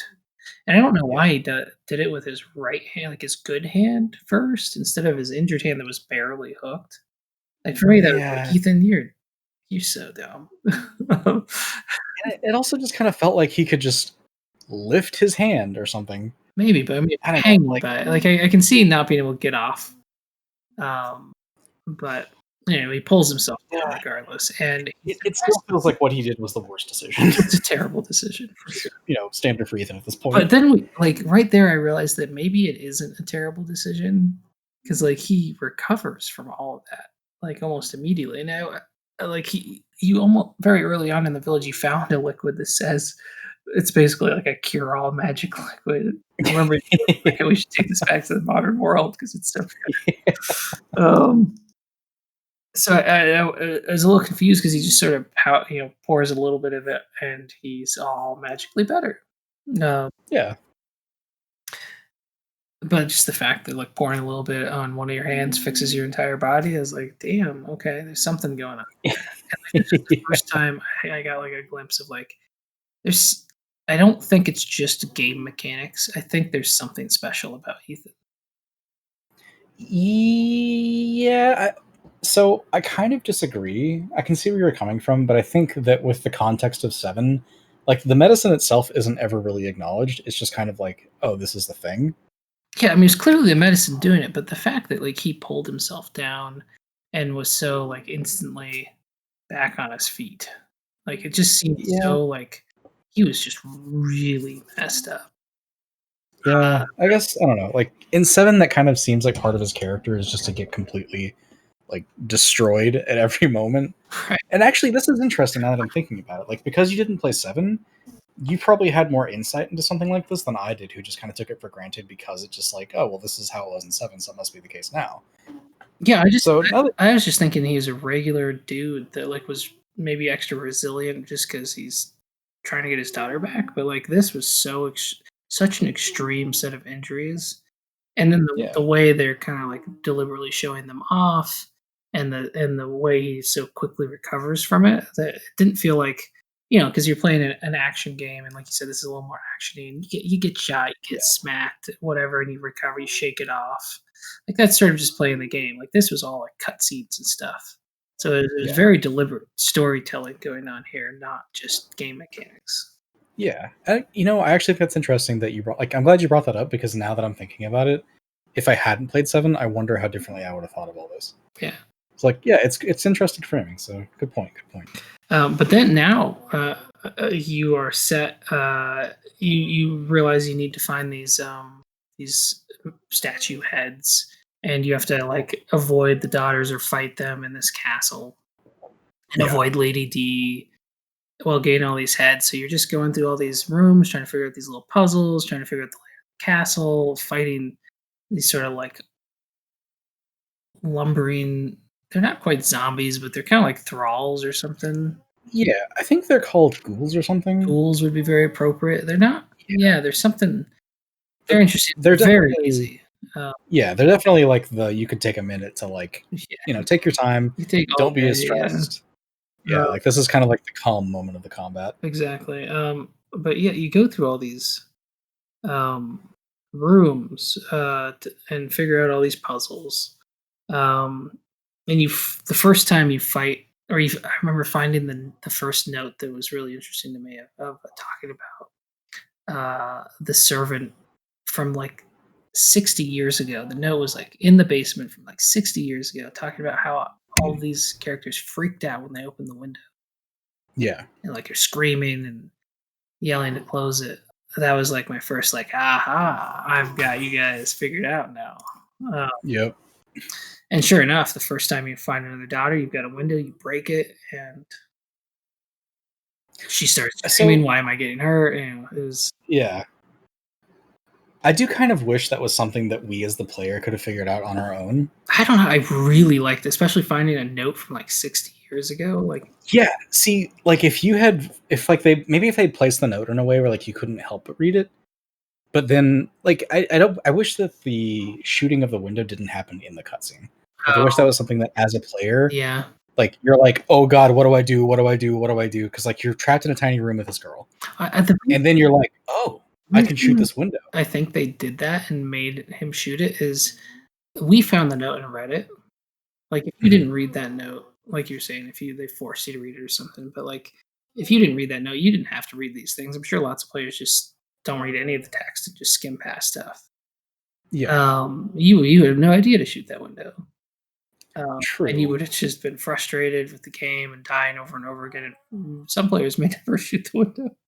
I just feel like there was a way you could have telegraphed it because, like, on one of the other sisters, when you have to dynamite the wall, it just kind of says like, "Oh, a strong like attack could do this." Like, there's got to be a way to set it up Mm. so that I'm doing more than the cutscene is, because the cutscene basically just says you can now kill her. Yeah, and like it was. I remember at this point in the game, I still felt like I wasn't really playing a game. It still, even though I was like sneaking around the castle anyway I wanted to, it still felt Yeah, like I didn't really have any choices yet. Even yeah, that's true. even though you definitely had choices and there's lots of little things to get, it still felt so curated that it was more like a Resident Evil experience and less of like I'm playing a video game. Yeah, that's By the end of the game, I felt like it opened up enough that it really did feel like an action horror game. But like it yeah, was heavily curated and just very slowly eased off over and over. But after you fight these sisters, they all kind of have the similar tactic. You gotta get them exposed to the cold, and then you can kill them. And each encounter with them either is running away until you get to that scenario, or dealing with it. And it was fun. It kind of felt like that outsmarting the vampire sort of thing. You're against a overwhelmingly strong enemy. yeah, Um, my complaint about this was like you felt like you had to outsmart all of these, and then Lady D, she seems to have no weaknesses. I mean, you do eventually find something that sort of said something along there was like a metal or some poison something in the castle that could kill anything. yeah, Which you eventually get to, but like I thought you couldn't fight the lords because like the daughters that were made of flies like were this challenging. Like she seemed impossible to me, and I never expected to fight her. But yeah. also, I guess if you play Resident Evil games, you would know otherwise. But like as a non Resident Evil game, or as a non Resident Evil fan, I had no idea. Um, So, did you think the idea was just to escape? yeah, I thought the idea was like this was more of like a horror stealth game, like where you Yeah, did have to fight, but like I was trying to avoid these characters and get my daughter back, yeah, not the I wasn't expected to kill these characters because they just were so powerful as you find out very quickly when like Lady D like is like Darth Vader walking towards you, like in multiple yeah. parts of the castle, and like she's might as well have a lightsaber. Yep. And yeah, what was that? You were like after you take care of the sisters and you like open you solve the main puzzle of Lady D's area, and you're going on to the next area, and you're like pulling a lever to. The lever seemed really out of place, by the way, like an electrical lever in this old castle, and you're like Yeah. pulling it to open something, and then just bam, your hands cut off, like completely gone. Yeah. So I think the timeline's a little jumbled up. Like I think after the Yeah, second sister when this happens, because I remember like Lady D and the third sister hunting you at the same time. But yeah, there like were. I I guess thought you took care of she's her, but maybe not. No, because after you kill the third sister, you go find that like knife that Oh, the kills knife. Ethan or Okay. whatever. Yeah, but I think after the second sister, like she's lamenting and she's decided I'm going to kill this intruder myself. Yeah. And so that's when she starts her patrol. Yeah. And She so starts, like, yeah, like screaming at you for like killing her daughters and stuff. yeah, and so like you were saying, there's this really out of place lever, and you're like, okay, cool, I'm gonna pull this lever, and then shink, your hand's still on the lever, but your arm is not on your hand. Yeah. So now you're And down. Lady D's to your left, and she's like, I'm here to kill you. Yeah. So she She's picks done you up. playing. Yeah, she throws you, and you're in a very tight corridor, running from this Goliath that's trying to kill you with her Wolverine claws. So you have to do like this really stressful juke because you can't stun her with like gunshots or anything like that because you don't have the hands. You only have Run 3 fingers on your left hand. Yeah, you've got 3 fingers to your body total, and that's not enough. So Yeah. So yeah, you're juking her around, and you eventually get back to the lever, pull your hand off. yeah, With you get your hand fingers. back. Which you didn't play 7, but so Ethan gets his hand cut off by Mia in Resident Evil 7, Oh, really? and they end up stapling it back on. Oh, gross. So this guy has like lost his hand twice now in 2 games, and has been stabbed more times than probably anyone in video game history as far as like the canon of the game goes. But he's still just like, moseying along. And so this is like one of my favorite parts of the game, and it's kind of where I realized that the game was maybe more camp than I originally thought, and it made me feel like the game is a bit more self-aware, which I really liked. Yeah. But he's going up the elevator. Lady D's like, I will find you, as she's screaming at you from below. And you just kind of like look at the nub on your arm where your hand used to be, and you kind of pause. And it looks like Ethan's thinking about it, like, is this gonna work? And he just pours the liquid on his little nub, puts his hand on the healing liquid. Yeah. Yeah, and then it fixes his hand, it sews his jacket. He's fine now. And that was such a hilarious moment for me because I wasn't really sure if the game was trying to be serious or not until then. But as soon as I was like, okay, the game is kind of being serious, but like it's being self-aware to the point that we can laugh together about this, I cracked up. It was so much fun at that point. Yeah, it was definitely very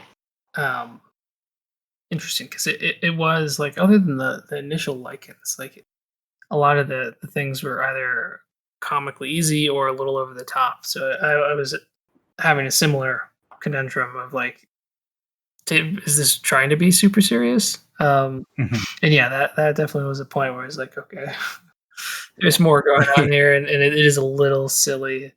It's not, which for me, because I was a little frightened at parts of this game, but the over the topness and the little bit of campy stuff like kept me engaged, where I wasn't just ever feeling like, oh, I need to go take a break. I'm too scared to continue on. Yeah. I never at all in this game even came close to that point. So it had a little bit of suspense and a little bit of like monstrous horror, but like nothing that was like, I'm shaken by this. Yeah. Which I remember feeling like I think I played Dead Space. That was a game where it's like I had to take frequent breaks. Yeah. I never even finished Dead Space, but I didn't either. It was too scary. Yeah, right? Like, these things are gross. But yeah, so we escaped from her. Mm-hmm. And I think the rest of the like puzzles and stuff aren't actually all that important to this, because it's very much just trying to find these. You're right. I did get jumbled up. You're trying to find these masks to unlock something. You don't even really know what it is. Yeah, there's like a door, but you don't know what's on the other side of it. Like, is this the exit? I don't know. I don't know, but it's clearly a puzzle, and it's the thing that where it initially attacks, so it's got to be important. Yep. So you're just on this mission, and you can't really get out. Like, you get outside, but you're so high up, you can't get down. So you don't really have a choice again. You have to figure it out. But eventually you do get all these masks, and I don't remember quite how you get there. But what do you get the masks, and you eventually find almost a coffin with a man in it, or a body at least. Yeah, there's you get all the masks and you go up to like this cathedral looking thing. Like, there's pews inside of it. Yeah, It's got a bell tower, so I'm assuming it's some kind of church or some kind of, maybe a monastery, a really small one or something. But it's there's a guy inside of it who's clutching a wicked looking knife. Very ornate too. Like it had some designing and stuff on it. Yeah, it looks like more than just a knife. Yeah, you have to like pry it out of his very decayed hands. Yeah, and who's waiting for us as soon as we grab that knife? Well, see, I didn't know who this was or what was going on here. The person holding the knife? Yeah, did you pick that up at all? Was it available? Yeah, so I don't know who the person holding the knife is, but as far as like the significance of the knife goes, like I think we mentioned the note earlier where it just says like, yeah, this knife can kill anything, and we just know it's somewhere in the castle. Okay, yeah. So I think this game just kind of says, well, this is the direction, this is the knife, you know what it is, right? Yeah. It was very much a mystery. This whole part was, I was like, just felt like a blind fumbling around, just trying to get anywhere. It was very enjoyable. Oh. Yeah, I will say one of the things that kind of took me out is like, she probably knows what this knife is, which is why it's behind such a complicated like door. Maybe. Why not just like throw it into a ravine? She might like. Why would you She keep might this not thing know around? what it is though, because I mean she's old, but this is not. Is this been her castle this whole time? For a long time, Mother yeah. Miranda in charge? Well, Like what's the deal? I mean, so if we're taking the servant note that was like, like from like 60 years ago or something, where the servant mentions the daughters, like the daughters have been there for a long time, and Lady D presumably has been there for much longer. But the note that we find for like the significance of the knife, like surely must have been seen by somebody at this point. With all the places that you've been chased to and like all the secrets known about the castle, like I just can't help but assume that something like that, like if you're Lady D and you own this huge castle, you've probably been like, what's in this casket? Oh, But okay. what we find out is that the knife, well, it hurts her. It doesn't kill her. It definitely looks like it affects her. I think it's kind of like, to me it seems kind of assumed that if you had kept the knife you'd have had an easier time with her, which is why it gets knocked off and like why that's significant. Because like you watch it fall down the ravine. Yeah. And I think that what that's supposed to evoke is, oh, I lost like a weapon that would help me in the situation. Certainly when I watched it go down, I thought that was it. Like I couldn't fight her without it. So I thought I was meant to run away. Yeah.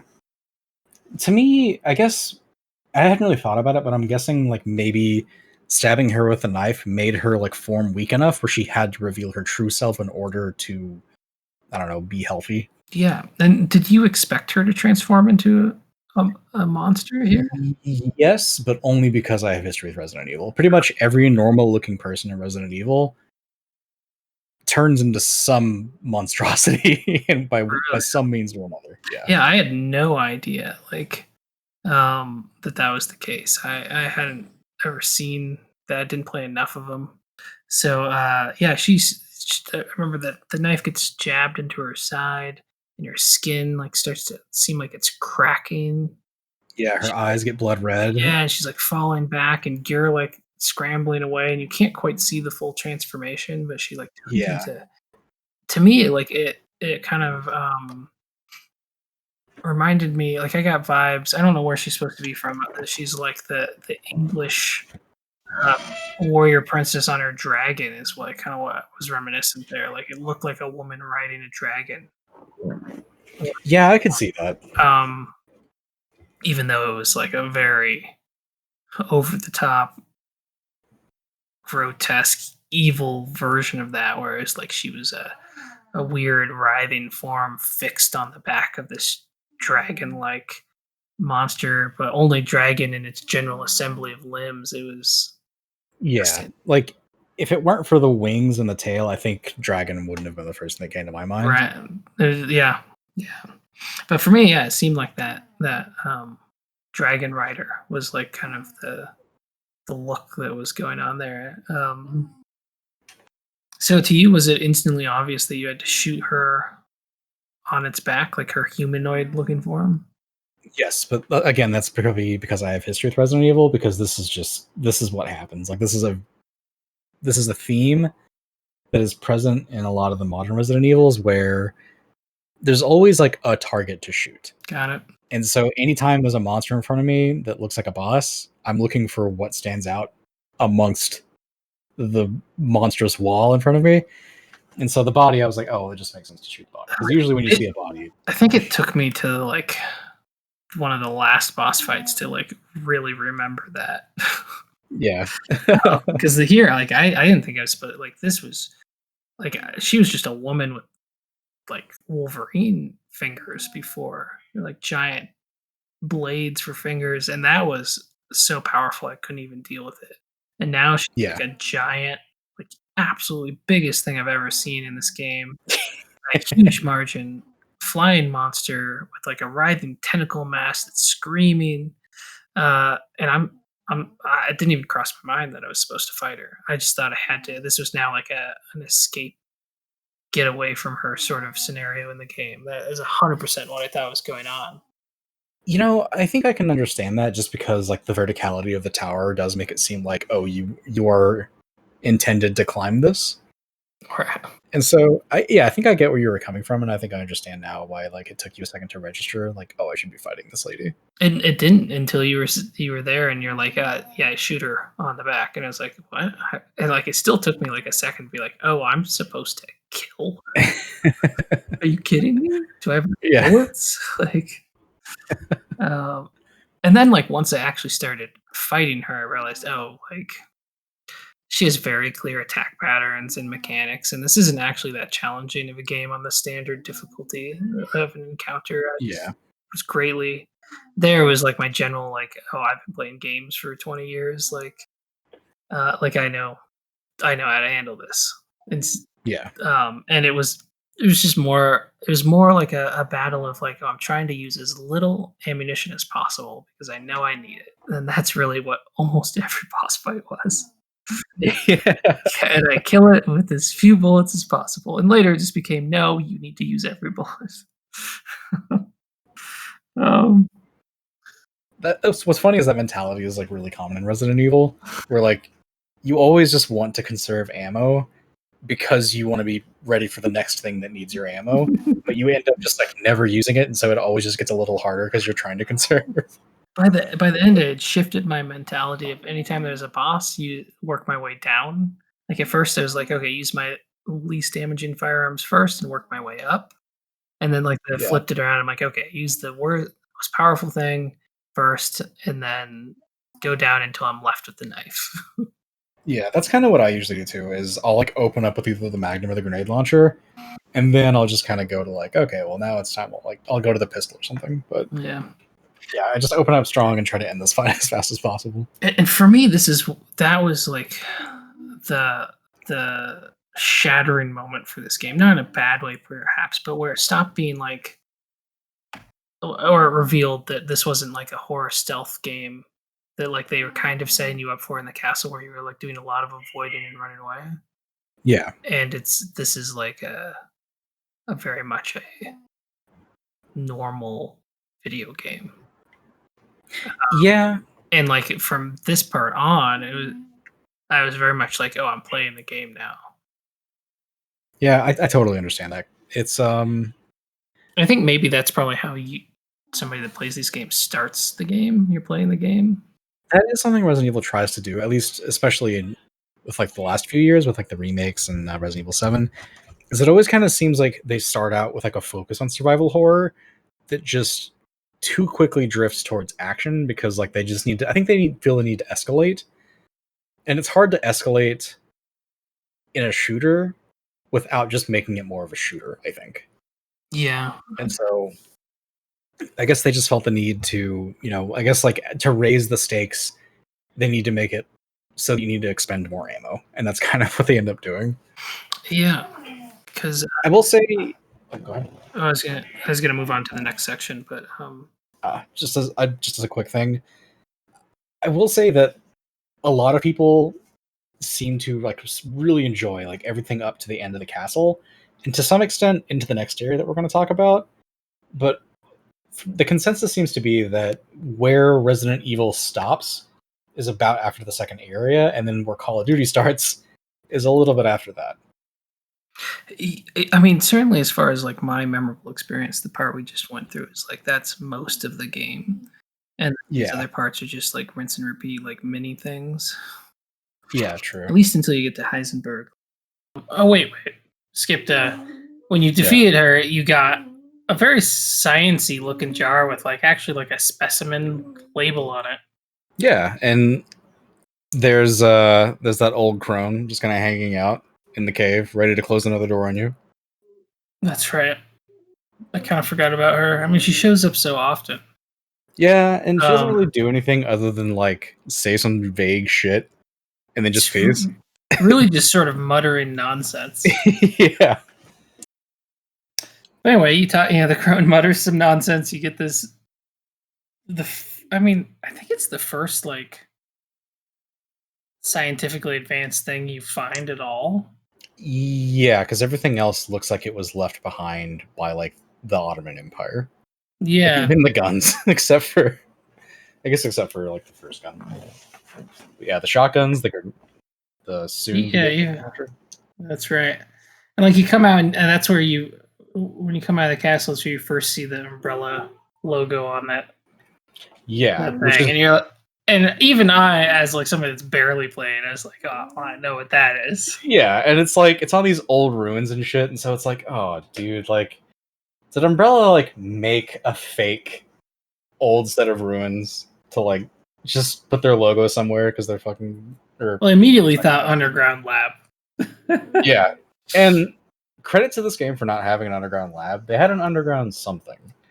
Yeah, but I'm glad it wasn't a lab this time because I do kind of feel like at this point everyone expects the underground lab. Yeah. Yeah. But yeah, so she does some exposition, closes us in a room again, and we have to go the other way. And we come out to this courtyard where the Duke's hanging out. And there's like 3 exits to the courtyard. Back to the town, and then towards oh gosh, what's her name? Ben Viento's place. Yeah. So yeah, you got a key too. Did you must have gotten it in the castle? I think you get the key from the crone. I think it's like on the table where she was like doing her little thing. Yeah, something like that. You get like and it only unlocks one of these doors here. Yeah. Um, yeah. But not before the Duke sends us on a little mission where we have to go back into the town and do this like little scary part with the tractor. I actually hated the tractor part because like I hate going under stuff, and I just knew as soon as I went under the tractor.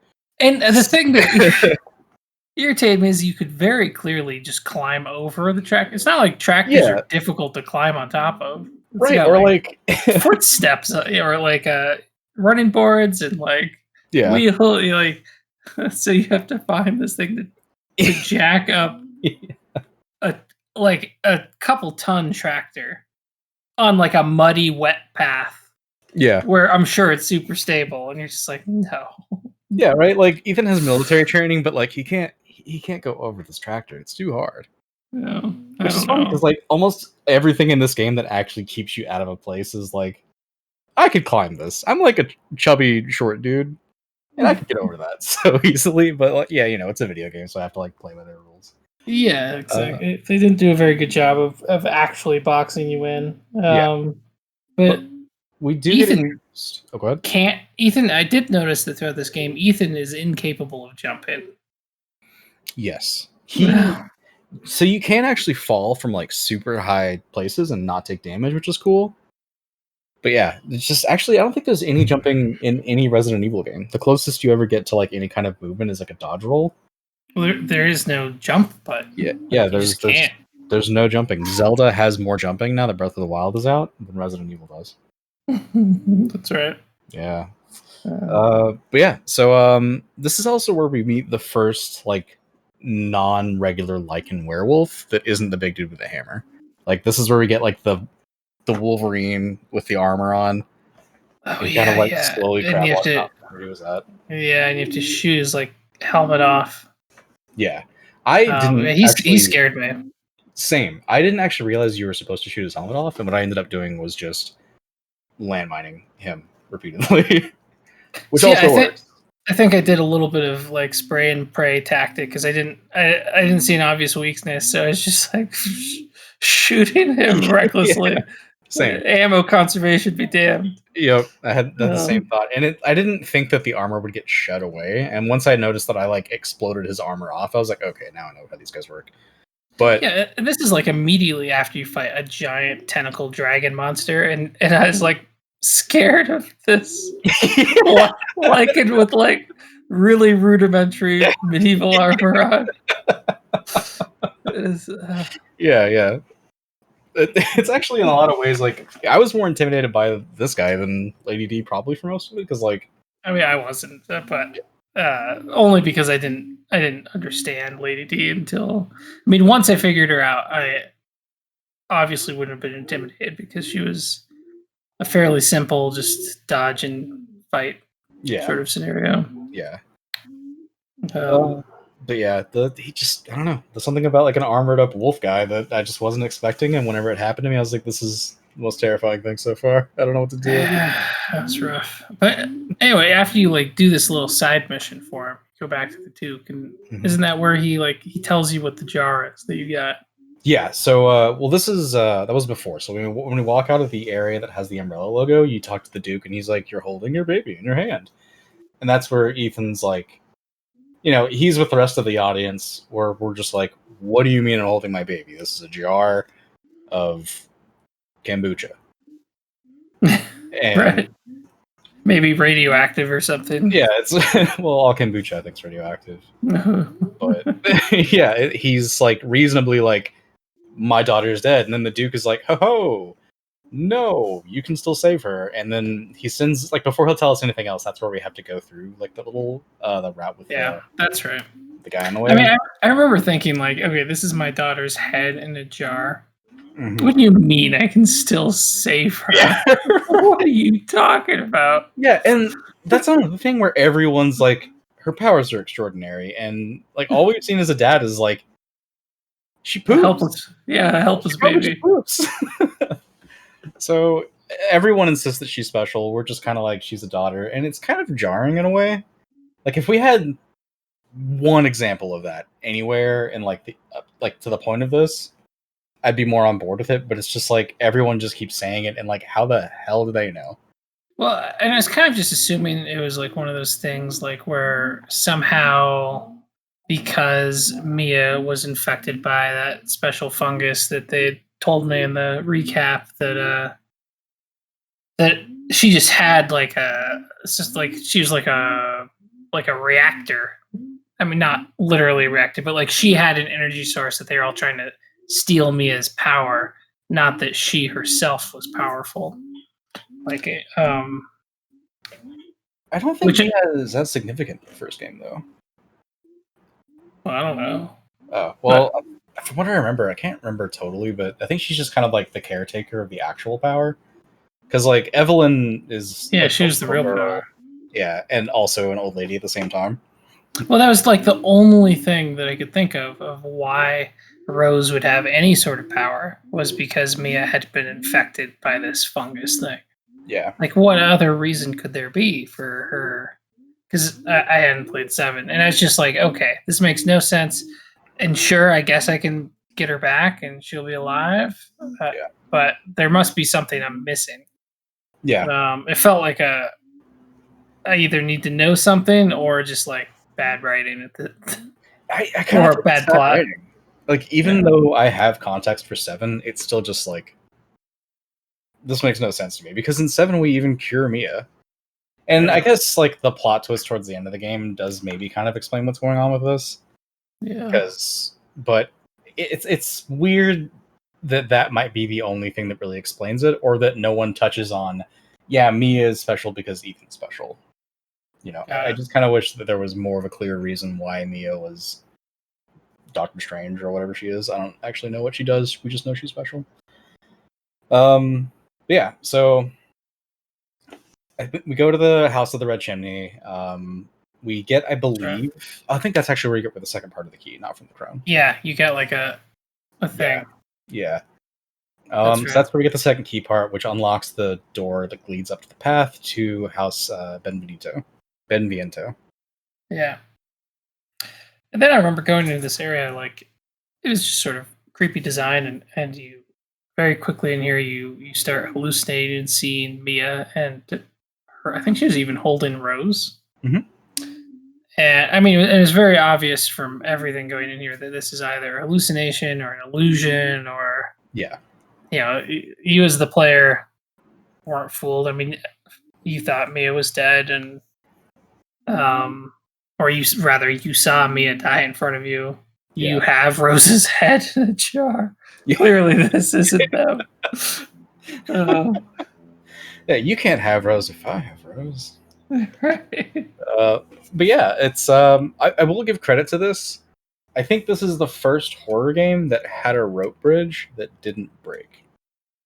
Well, I mean, I don't think we talked about them specifically, but there've been many occasions up to this point where you were breaking through boards and like almost falling. Like it happened in the castle. It happened like leading into the village at some point. You know, like Yeah, all Ethan does is fall, and so it happened in the burning building. Like yeah, it's so. like, I Yeah, think everyone just naturally assumed, oh, this rope bridge is going to collapse, and then it didn't.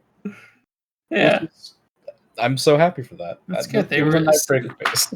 They were subverting our expectations. Yeah. Oh man.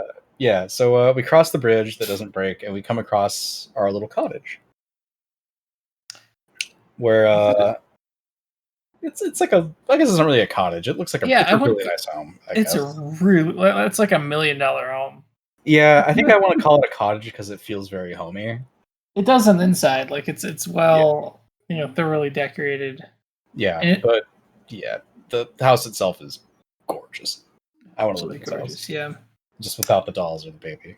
But leading in there, you did see like this giant grave site with like a tomb, like right outside. Oh, true. Yeah, yeah. Which was clearly like important, and you found out it was later. But yeah, you go into this house, and I remember really not knowing what to expect going in here and being extra cautious because it's like, oh, this is another lord, and I'm immediately dealing with her. Yeah. But it ended up being like a super curated experience where this was perhaps felt like the most on rails part, other than the very beginning, where I didn't really have choices. It was more just go to this room, solve this little puzzle, like go to this room and solve this puzzle, and then go down to the basement. And this house has an elevator, clearly a very nice house. Yeah. And it has like a lab, not like a laboratory where they're doing whatever, but more like has like a operating room and like a table with in a side room with some microscopes that look more like a doctor's office than like a laboratory. Yeah. But there's a like mannequin of Mia on a table. Yeah, and we only know it's Mia because there's that picture beside it. Right. I mean, you might have been able to guess. Yeah. So, did you notice that during all of this, there wasn't like a single moment where you could actually get any loot? Really? Yeah. Well, they took all your guns and stuff away because, like, you went in there and like the lights turned off and all your stuff was gone. So it's like, so you like interact with the little the bride doll, like the main doll, like right in front of Mia's mannequin, but like all the way down the house, there's just no loot, which to me was like an immediate tell that this place is different because like Resident Evil leaves you loot. Yeah, that's true. And usually preps you for like a boss fight by giving you a bunch of extra. Yeah. So whenever I think you probably did the same thing where you searched the whole first floor just looking for something to pick up and there was nothing there. Yeah, I don't think I did. Like I searched around a little bit and then I think I found the elevator. Man, I spent like 10 minutes just like searching every corner of that house trying to find something to loot. I think I found a goat and that was it. But yeah, it was immediately to me a tell that this wasn't going to be like the castle that you were just out of. Yeah. So you go downstairs, bridal doll says some funny stuff and takes away all your guns. Ethan notices and says, "She took all my guns." And so then we start what I think is like, I like it, but it's definitely the most out of place part of this entire game, I think. Mechanically, it was out of place because it Yeah. shifted from being a shooter action game sort of to just a straight puzzle. It was kind of what I expected the game to be in the beginning, where it was like a survival horror evasion thing. Yeah. If this had come first or before the big boss fight with Lady D, I might have enjoyed it more. But at this point, I didn't like this part very much because it just felt more like I went to this house and I have to do a bunch of chores. You know what? That's actually fair. Now that you mentioned, I think I would have enjoyed this more if it had been before Lady D. Yeah.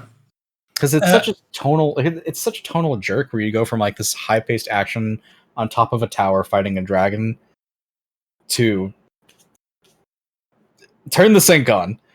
Like, yeah, it is a little find 5 clues and solve this puzzle. Then go down a well. Why is there a well in the basement of the house? Who knows? Yeah, you got to watch a bootleg copy of The Ring first. Yeah, and then you come back out and there's like a bloody umbilical cord running from the mannequin like all the way out, and they give you no choice but to follow it. Yeah. And then I don't even understand what this was. Like, I was so surprised by it that you remember because you were there. Like, yeah, you just this giant baby, like slug baby. Like, it's a human baby. Yeah. But more like a fetus and less like a baby. Yeah. It's like crawling around, moving sort of like a slug, and it's just got a big vacuum mouth. And I let it eat me, and it just like sucks you in, and you die. And what I still don't even know what that was. Was it real? It had to have been, but so maybe not. I don't think so. So like the whole apparently like the powers that Ben Viento has is she knows how to take, I guess, like pollen from a flower and then use it in such a way that you hallucinate. So I think the baby was just a big hallucination. I'm like 99% sure of that. Yeah, because otherwise, you got a big baby in the bottom floor of your house, man. That's just a weird thing to keep around for like the one intruder you get per 100 years. And because we don't have any guns, you just have to avoid it the whole time until you can get back upstairs. Yeah. So presumably you left this giant slug baby in the basement. Yeah, right. Which is like, I guess a problem because you kill the homeowner, but you know, the resale value of that house is going to plummet the moment you mention like a baby that can eat you. So it goes from like a 3-story house to a 2-story house really quick because no one's going to go down there. Nobody's going down there. Yeah. Yeah, I don't know. So like, I enjoyed this part, but I do agree with you that this was the most out of place and probably just enough of a tonal shift that it did kind of seem like a chore. But it to me, it was the scariest part of the game, and I don't know. I play Resident Evil to be scared, and a lot of the time I don't get really what I want out of that. But it was nice to have that feeling, and to just feel like what's pursuing me is more powerful than the guns that I don't have.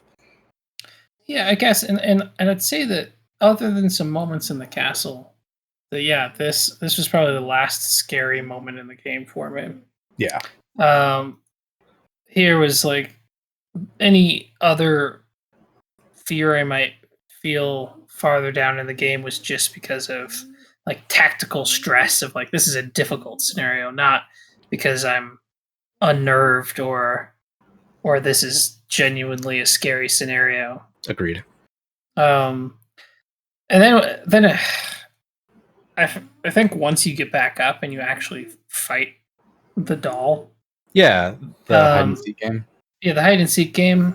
Like, I failed it the first time before because I couldn't quite figure out what was going on.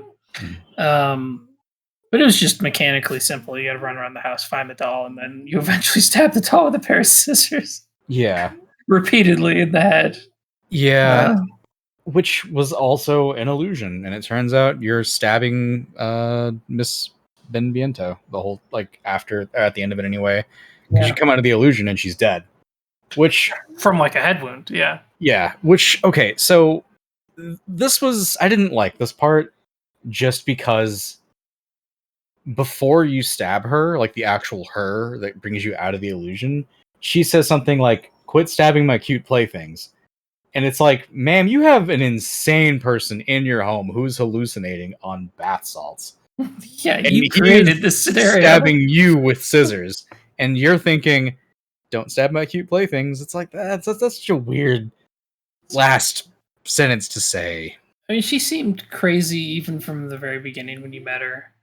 Yeah. And she wasn't a giant monster or anything. Like, she was like a little or deformed, I think. Yeah, she has a scar on her face, and I think like her left eye has like some fungus growth on it. But she's definitely very normal. Not as hot as Lady D, but yeah, if you look at like her portrait that's on the stairs of her house, she's hot. Like she's before the deformities. Yeah, she was. Like a scar is not going to ruin that, and apparently she's had like that anxiety her whole life or something. And it's like, which you find out. Yeah, you just need to clean your mirror, lady, because it's like you got a lot going on for yourself. Because like her anxiety is just about her appearance, like strictly, which like I guess kind of steps into some territory of like, you're your own worst critic, and like what you perceive as like yourself isn't the same as what other people perceive, and so like grappling with that is not easy. Right. But it's a video game, and she's hot. Yeah. She was simultaneously perhaps the craziest, but also the most normal physically. Agreed. And then you leave this area and you get a little bit more of her backstory and another jar. Which just comes out of the floor after you kill her. Yeah, what was that? Yeah, like it's like they couldn't figure out how you'd think you'd find it downstairs in all the sciencey stuff. Yeah. And then just have to escape with it. But instead, it's like once you kill her, just come out. It's like someone programmed in like a little elevator to be like, in the event of my death, right, release this baby's butt. Dead man switch. She was holding a button this whole time. Yeah. Release the baby's butt. Yeah. So we get baby butt. I don't know. This place wasn't really too eventful. There's not like much to talk about other than like you did some chores, a baby ate you, you reloaded, and then you escape baby, go upstairs, stab lady. Like it's and then you get a little more backstory. You like solve the crypt out there, and I think it's just a loot cache. But and then you're on to the next area. You got like the next key, or you combine the keys to make the next key. Mm-hmm. Yep, and so now it's time to go deal with Dumpy Fish Guy. Yeah, Moreau, I think his name is. Salvatore Moreau. That's him. So, this was probably the point of the game where, like, I was still really enjoying the game, but, like, probably the point where I was like, I don't know why Capcom made the decisions they made. I especially didn't like that. So, the way we get to Moreau is we just kind of, like, canoe over to his little hole. He's watching static on a TV, and we just take our baby. And then it starts this whole event where he's like, I'm a big fish now, and I'm going to eat you, buddy. And so I don't like that we went from like this weird, like, person who's in control of the dolls to again going to someone else who's just kind of like a weird, dumpy person. Like, I kind of, if you're gonna have 4 lords, I think that you could get one that's just strange. I think if Moreau were actually like hyper intelligent, but like physically incapable, that would have been a lot more interesting of a character and a lot more threatening than just like this dumpy guy. Yeah. One thing I wanted to touch on before is like when you opened Moreau's Gate was the first time you saw like one of these giant wolves. It was kind of like a more traditional werewolf. Yeah, and that was pretty exciting fighting him. Yeah, I do kind of feel like there weren't enough of those things. That was probably the creepiest. Yeah, there's only like 3 of them, I think. And it's kind of annoying because it was really bullet spongy, and a lot of things kind of became that way, where there was no mechanical difficulty. It was just like, I have to throw a lot of ammunition at this. Yeah. And it was the first one where it's like, oh, it's not going to really try to come in the house. okay, I can just shoot it from the house and it'll eventually die. Which, you know what I don't like about that is like one of the first things in the game is just a regular werewolf plowing through a home. Yeah. Or as we joked, a meteor plowing through your home. Like Right. it just didn't make sense that like all of a sudden, like this huge werewolf is like, yeah, because this thing was like through the door. it was at least 2-3 times the size and certainly probably like 10 times the mass of like a regular werewolf. This thing should have just been able to rip through those kind of flimsy old houses, but it didn't, and a lot of other really strong creatures didn't either. Yeah, which is so weird to me that they decided, like, seriously, they really made an emphasis on how like these guys can just tear through doors and walls and stuff, and then just turns out you're safe as long as you have like a really crappy shed in a corner. Yeah, and I think that beginning was just like a specific storytelling, and they didn't actually have any mechanics in the game for what happened. So like there's another instance, like again at the start of the game, when you get put into the basement after the shotgun guy gets killed. Like, they drag you down, you're in a basement, and then a werewolf early on in the game, whenever we get put down in the basement where the shotgun guy, he gets pulled through the roof, you get pulled through the basement. So that like werewolf that you encountered in there like throws you through a wall into the lawn. Like, the fact that he can just throw another thing through the wall instead of using his own body is like, it's pretty insane. But then like those are the only two instances where that happens. Yeah. And then the rest of the game we're just like, these guys are strong enough to do it, but they're lazy. Yeah, that makes me realize just how mechanically shallow this game is. And I think it might be all Resident Evil games, if like there really isn't, like, their engine is not particularly impressive. It works because they build like a cohesive world and puts the appropriate things in it, but it's really, I mean, it feels a little dated, and the AI seems a little Yeah, I agree with that for the most part. Like, I don't doesn't know. hold it back too much. Yeah, like, okay, so one of the things, and I hate to go back this far, but one of the things about Lady D that I didn't really like was that as far as a pursuer goes, Mr. X in Resident Evil 2, which came out like, I don't know, like 3 years ago at this point, maybe 2 years ago, was much better at just making you feel nervous about this guy just walking at you. Like, you could hear his footsteps from almost anywhere inside the precinct, and it was just kind of like this constant like beating threat. Whereas like Lady D, there are times like whenever you came out of that room and her big old butt's just like in your face, and she just doesn't even know you're behind her. Yeah. You shot her, and then she kind of slowly turned, and she's like, "Okay, I guess I'm gonna come fight you now." Yeah, it's like, as far as a pursuer goes, she's not that good, and I kind of feel like this game, and as far as like when compared to the Resident Evils they've released recently, is a lot weaker, and I hadn't really realized that during my playthrough, but the more we kind of talk about it, I think I agree with you. Yeah, I mean, it definitely still worked for them. Yeah. But it could have been more. Yeah, I agree. And I guess that's the main reason for me kind of complaining, is that the blueprint to do well is there, and then it just kind of seems like the execution was what was off. Yeah, I don't know what part of game development that, like, who would be responsible for that. I mean, someone to do with programming, but like how, I don't know, how do you end up with that end product? I wonder if it was development time or who knows. Yeah, it's hard to say. We should get back on track, though. We should, yeah. So I liked going into Moreau's area, and I even liked finding him and having the next part of your daughter right there in arm's reach. Because you like go into a swamp area, and then you go into a mine, and it seemed like the whole way through, it's like, this is going to be bad, this is going to be bad, and then there's your daughter, and you grab it, and then you're like, oh, this is going to be bad, this is going to be bad.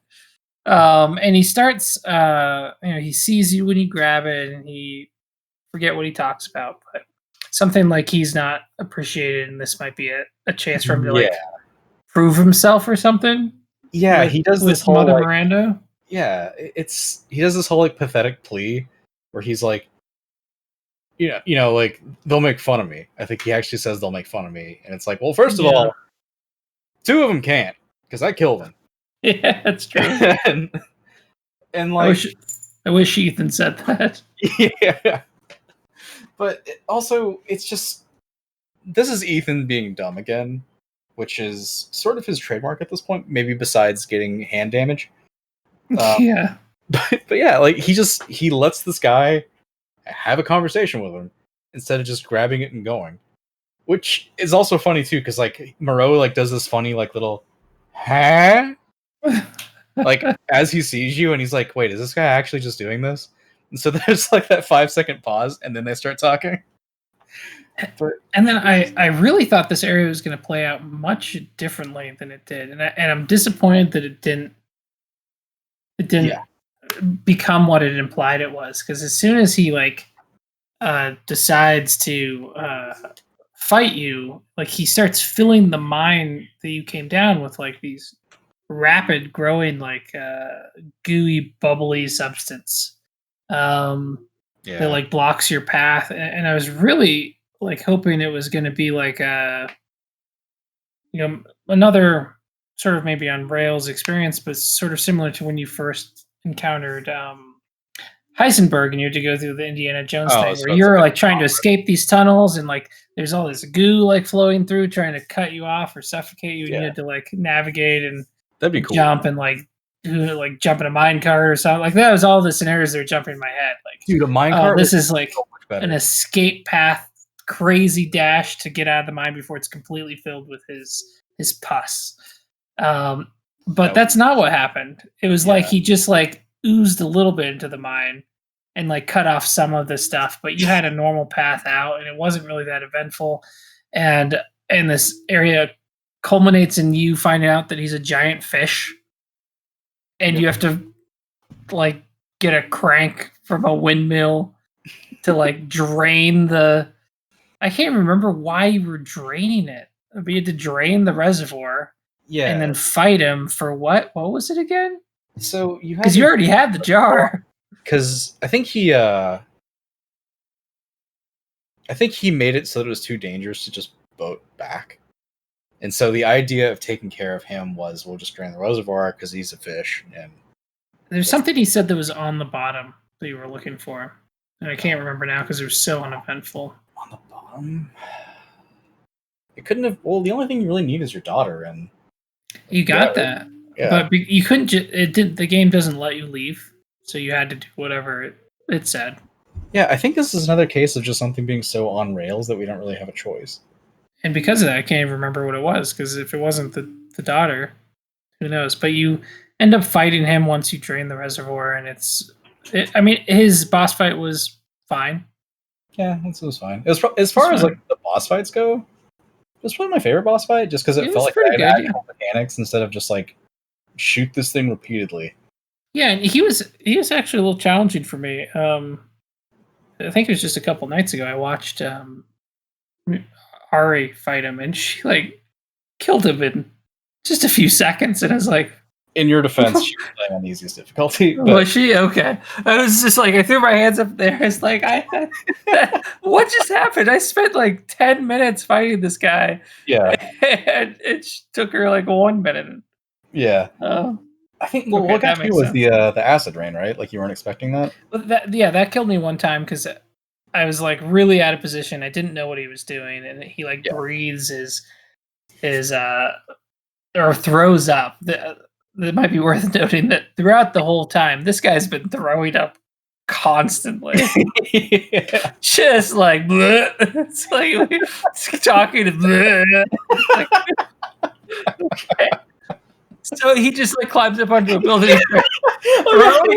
It looked like he was throwing up onto himself. And I was like, that's a weird thing to do. And then it starts splashing down, being like, oh, gross. And then he's like, oh, it's burning me. I'm like, oh, damn it.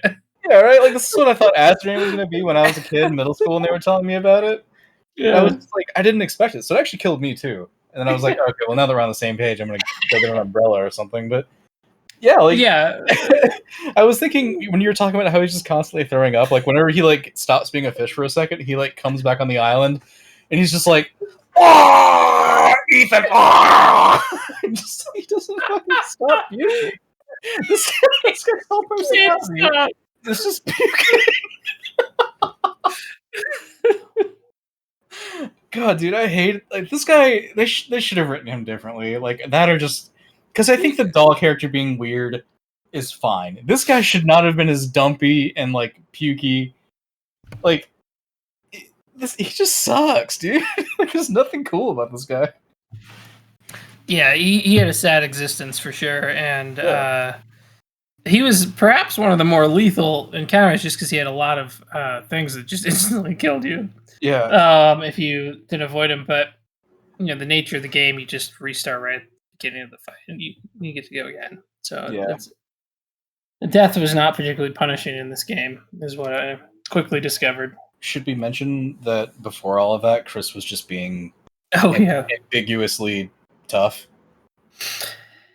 Yeah, because I think it was after you defeated the castle, you come out and you find some remnants that that someone else has been here, because there's like laptops and like high-tech gear around. And right before you fight or find out the Moreau's a fish, you run into Chris Redfield, I think it is, again, and he's still not giving you any answers. He's just like, there's not enough time to explain, even though there definitely is enough time to explain. Yeah, dude, the explanation is that wasn't your wife. Yeah, I have a lot of questions, but like, at least I know that my wife's not dead. Like, that's a significant reason for me to continue. Yeah, I don't know why. Well, I guess they don't know the wife's not dead. Well, I mean, they had their suspicions from the sounds of it, but like, they know that. I mean, we might as well just say it here. Of like, they know that Mother Miranda was impersonating your wife, right? And I don't know how. It seems like that was a recent thing, and that Ethan just didn't notice or something, because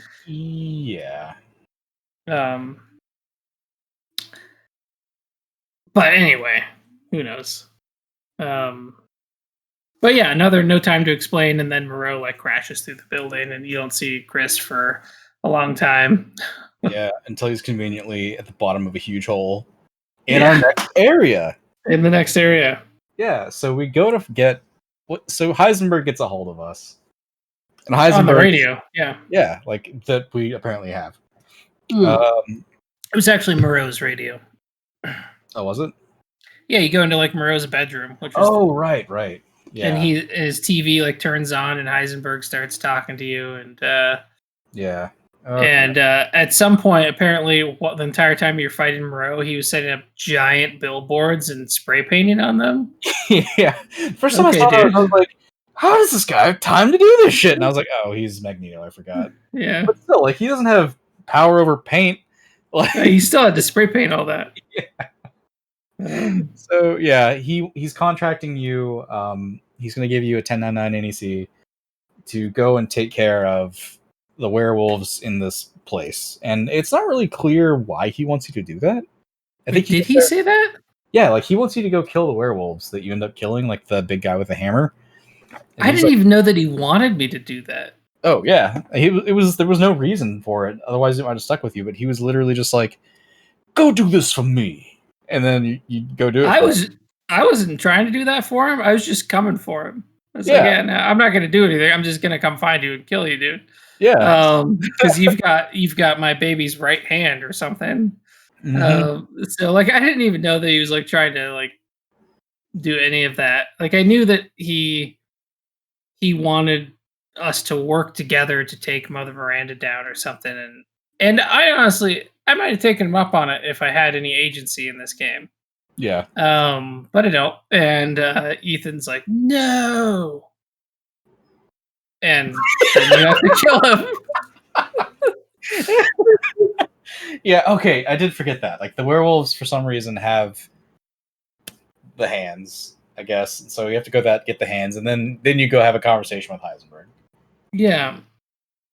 But, and honestly, yeah, I kind of think at the start of that, I'm down for, like, joining forces, dude. Like, yeah, he seemed like the most normal out of all of these people. Yeah. Like, yeah, he might be a dick or whatever, but he seems like a normal guy that just can move metal with his mind. And he's got a giant underground factory in the middle of these mountains where he's manufacturing an art. I don't know why he even wanted us to kill the werewolves, because his stupid Robo Man can kill them no problem. Yeah, I And don't he's think clearly making no problem. thousands of these guys. Yeah, Like you see them on conveyor belts constantly. You're like, oh man, okay. Yeah, he could have just sent his like one propeller dude, and then what are the werewolves? No, that guy was a complete failure. Just like, ah, cut his arms off. Yeah, I mean, for people that haven't played this, one of the first things when you enter Heisenberg's area and you go down in there, one of the first, he pulls you aside for a little chat, and Ethan isn't having it, even though it seems like a good idea. So Heisenberg kicks you down into a pit in a chair that you knew was going to go down that pit. Yeah, like, you did, but Ethan didn't. Right by the hole, and then he told Ethan to sit in it. And it's like, dude, I know you're going to kick me down this stupid hole. Come on. Yeah, so anyway, after Ethan rejects Heisenberg, he kicks you down this hole, and you see like an airplane propeller with two little legs sticking out, and it starts screaming and running towards you. And it's like, so you just have to book it, because you can't fight an airplane propeller with a handgun. It's just not happening. And you're going through all of his stuff, and you find he's made a bunch of different revisions on his Robo-Men, and you learn the weaknesses of them as you find his like work notes, and you have to fight them all. And then when you find the note on this propeller monster that was so threatening, he talks about it just being a complete failure. And sure enough, when you fight it, all it does is run into walls, and then you have to shoot it in the back. It is a complete failure. Okay, like as dumb as this thing is, it was really funny. It was super funny, but like kind of intimidating in a way that I don't want to admit. Like I don't like that whenever I got put in a narrow hallway with a tenth of an airplane, I felt compelled to run. Like as dumb as this thing is, I couldn't put myself in the frame of mind where I'm just like, this thing's stupid, just kill me. Like I was like, oh god, oh Jesus crap, oh god. Oh yeah, every time. Like I hated that. I think part of it was the noise it made. Yeah, that noise was awful. Like the metal on metal scraping, and the pain screaming this thing was making. Yeah, as it was like charging through, breaking everything around it. It's like the bull in the china shop, and you were the china. And honestly, finding his note where he talked about being a total failure, like, made me realize, okay, this thing's stupid. I can kill it. Yep. And yeah, it was. It was funny. I mean, I think we should talk a little bit about this area in general. Agreed. It mechanically, as far as gameplay wise, it fit well, and I really liked the area outside of the context of the game that it's in. Like, yeah, it was fun. I liked the level going up and down and finding all the pieces and getting out. It was perhaps, I even liked it gameplay wise more than the castle. But because it was so out of place. Like it was a literal factory. Yeah. So I have conflicting feelings about this place.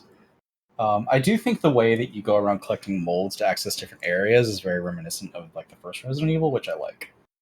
Yeah, I like that too.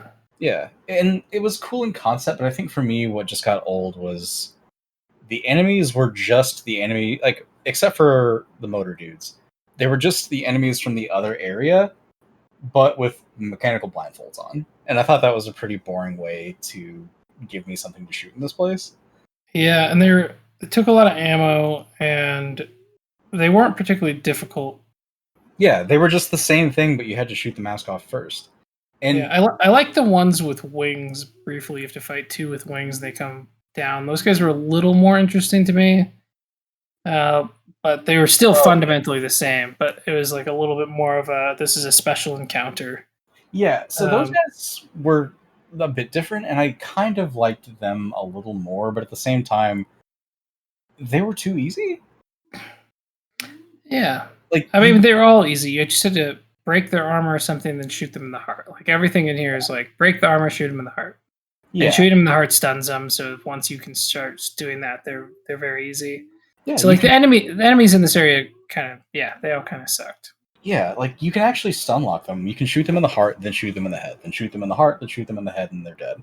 Like it just felt like a very like I can't be scared of these guys. I didn't even think to shoot these guys in the head. What, they have a head? Everything about It's like they have a glowing reactor in their chest. It's like, oh yeah.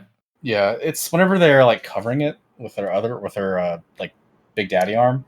Yeah, that makes sense. Shoot them in the head, and then they'll like uncover it, then you can shoot it again. But it was just very, it was too easy. And I think what they were trying to do was recapture like the scary moment in Resident Evil 4 where you run into the regenerators and they have like a very specific spot that hurts them and nowhere else really. But A, their heads are still susceptible to being shot. The regenerators weren't. And B, they didn't have that like that creepy factor really. Like they kind of did for like a second and then they just they overused it and so it became less scary. But because they went down so easy and because there were so many of them, it just, I don't know, it didn't really do much for me. But besides that, like besides the enemies being kind of boring for me and the factory itself just not having it just wasn't good to look at. Like it was all red and dark. It just, the place itself got boring for me. So I just think it went on a little long. Yeah, for sure. I liked that the Duke was there because the Duke makes everything better. I love the Duke. Yeah, I don't know. I just kind of wish it were a bit different. I did like the end of this area though. Like even though it kind of dragged on a little bit, and the enemies kind of sucked, but I liked how this area ended. Even though it didn't feel like it fit in the game. Like I like when you are finally getting out of there. Like Heisenberg kicks your ass, sends you back to the bottom of his factory, and you're like, oh no, not this again. Yeah. And then you find Chris Redfield with a friggin' tank. Yeah, it was just like down there at the bottom of the hole that you were conveniently thrown down. Yeah. Like, how fucked would you be if Heisenberg hadn't thrown you down that hole? Like, what if you got out? Like, are you then screwed because you don't have a tank? Well, I assume, how it would have played out if this wasn't a video game is, you'd probably die, and then Chris Redford would come up in his tank and mess him up. Chris Redford. Redfield, yeah. Yeah. But, I don't know, it seems too convenient. Like, I don't like the way... It was fun, though. I had fun with that tank. Even though it was not challenging. He was probably the easiest encounter in the whole game by a huge margin. Yeah. Like, I felt like I couldn't lose against Heisenberg. Oh, yeah, absolutely not. Which sucks, because, like, we're told even by the Duke that he's the most dangerous one. But, like, I'm in a tank. Yeah. Like, what's he going to do to me?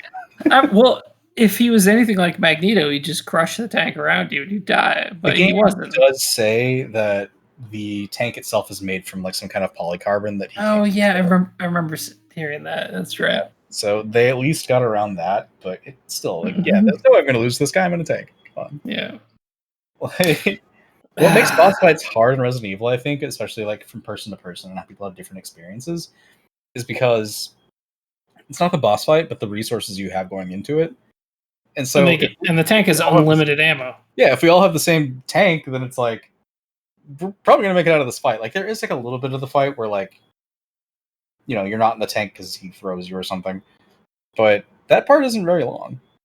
So yeah, and you're just trying to get back to the tank, or kind of, because you go up and you're in like this giant stadium, and Heisenberg reveals that he's not a man like you clearly assumed he was, and surprise, he turns into a giant monster with like a sort of humanoid face and all this like a junkyard for a body. You could see his face?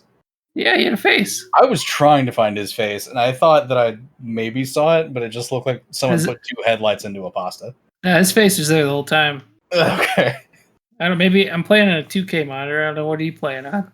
1080p. Yeah, maybe. That's it. Maybe you've got that RTX ray tracing. I guess. Yeah. So you get a face, and I don't.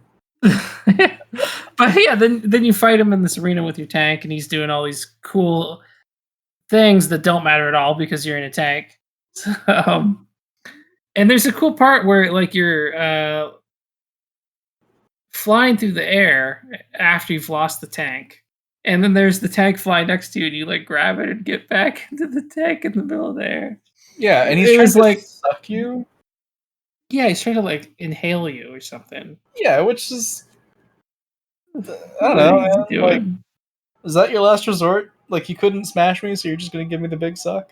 I guess. Yeah, he was.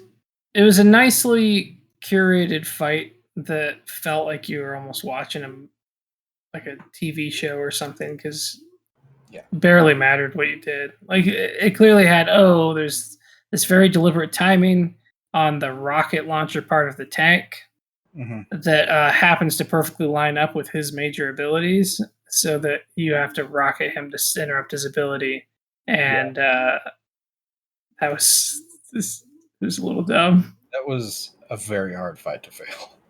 Yeah, but on one hand, I've been getting so tired of like all these bullet sponges and just feeling like I never have enough ammo in this game to be able to go into this thing and just not worry. It was a little cathartic to be able to just blow this guy up. Yeah, that's fair. At the time, I didn't mind it, but in hindsight, I'm a little disappointed. Yeah, I just Heisenberg seemed like he was going to be way cooler than he was. He seemed like he's going to be way more dangerous. Yeah, and then he just succumbs to a tank. Miranda can shapeshift. What if she shapeshift into a tank? He's screwed. Yeah. Anyway, but yeah, it's what also was kind of weird to me is that as you go to fight him, it seems as though like he's starting to mobilize against Miranda.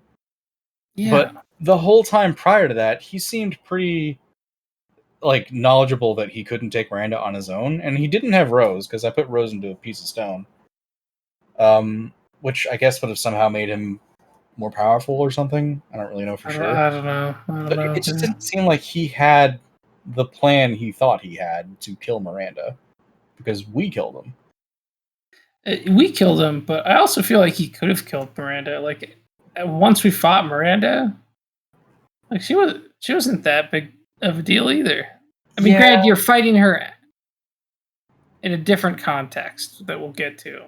And like randomly, right before you walk in, she's like, "My power, it's leaving," and doesn't tell us why. She just says she's losing her power, and so I think that's like it was pretty obvious to me why I was leaving. Like Rose was like stealing her power. I didn't think that was obvious. That's what I assumed, but like it didn't. Like she didn't even like cut to the baby having glowing eyes or something. True, but like as she's like, we're getting ahead of ourselves. We'll get to that part. True. Yeah. First, let's have her give us the Temple of Doom.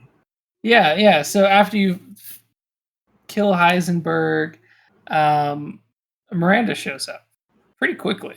Yeah, she's there like immediately. Yeah, and like she sort of flexes a little bit and has all these like writhing tree-like tentacle masses coming out of the ground, and she's trying to do the like, ooh, spooky, I disappeared, now I'm over here. Yeah, and that's where you find out that she is the crone. That's right, yeah. You see that she's the crone the whole time.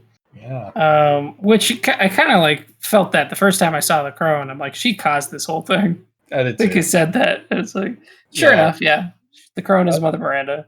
Yeah, I was like, I knew the crone was going to play a bigger story. I didn't know she was specifically Mother Miranda, but I was like, you're too suspicious. You have skulls. Yeah. Who just has skulls? But, you know, she toys with you for a little bit, and then, she plunges her hand into your chest and pulls your heart out. Yeah, the Kalima. Yeah. And then... I remember thinking, like, it took Ethan forever to go down without a heart in his chest. And I'm pretty sure when your heart is, like, forcibly ripped out of your chest that you're gone in a few seconds. But he was like, hold on, let me stay awake for your entire monologue. Well, that's dad energy, dude. I guess. Like dad energy. I don't have that dad energy. Oh, you mean if Calvin was being kidnapped by a crow, I don't. Not if I didn't have a heart in my chest. I wouldn't. That's fair. Yeah. Yeah. Okay, but yeah, like presumably we're dead because we cut to Chris, and Chris's homie is like, "Yo, Ethan Winters is dead. I don't have a body." And as soon as he said I don't have a body, I was like, "No, he didn't." He said we couldn't recover the body. Yeah, that's it. But as soon as he said that, I was like, "Oh no, he's alive." Like, there's no way we're gonna end on Call of Duty somehow. Yeah. Yeah. I mean, I had some suspicion that he was alive, but I wasn't expecting him to just come back. Yeah. But nor was I surprised by it at all. Because this guy is like I had my guts drilled into multiple times in Heisenberg's castle or his factory. Oh, actually, before we go too far ahead, I did want to. So you never played Resident Evil 5, but Resident Evil 5 gets a bunch. Like, it just gets a ton of crap. Like a very specific scene towards the end where there is like a 5,000-pound boulder on like a pathway in a volcano that's like surrounded by lava, and Chris needs to get through that boulder. And so to get through it, he just starts punching it in the side to move the boulder. And like everyone's like, this is so stupid. This is one of the dumbest things ever. It's like a meme that like just stuck with Resident Evil on the internet for a bit. And like while you're fighting Heisenberg, this game shows a moment of self-awareness where Heisenberg is like, that stupid boulder punching idiot. And it's like, yeah, that went right over my head. I'm so glad that Resident Evil just like acknowledged that and recognized that, like, okay, that was stupid. Our bad. Yeah, that's really dumb. I'll joke about it too. Yeah, it was one of the dumbest things ever. He just punches a boulder several times. It's more than one boulder too, because it's like a mechanic that you have to do for a quick time event. And so like there's a boulder in the way, he just starts punching it in the side. There's another boulder in the way, he just like punches it in the side to like save his sidekick. It's so stupid. Oh, and it's in a volcano. Like you're fighting in a volcano and there's just boulders laying around. It's dumb. Anyway. Yeah. But yeah, I love Resident Evil 5 in different ways. So yeah, Miranda rips her heart out. We're playing Call of Duty, Chris. Yeah, so then you get the reins behind Chris. And this was more of the same, not quite as on the nose as being in the tank, but like suddenly I have like fully modern weapons and lots of ammo, and you have to fight your way back into the village. Yeah. And I like this part a lot. Like I liked coming in, screw these guys that have been a pain in my side the whole game. And being able to go in with a machine gun, and it's like great.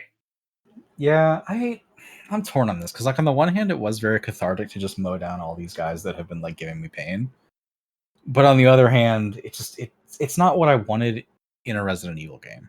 Okay. And it's like a sign of like because of that specifically, I worry that other like entries in the franchise will be more and more actiony and less horror-y, because this is kind of the same trend that Resident Evil previously went through, where they just forgot what the word subtlety means and we're just like, okay, we're all gung-ho. And then they kind of dialed it back again with 7, where it was like, it kind of got a little gung-ho towards the end, but it wasn't like, it wasn't Call of Duty. And then this was very much Call of Duty. Yeah. This was more of a sign for me to worry than anything else. And I think that's why I didn't like it.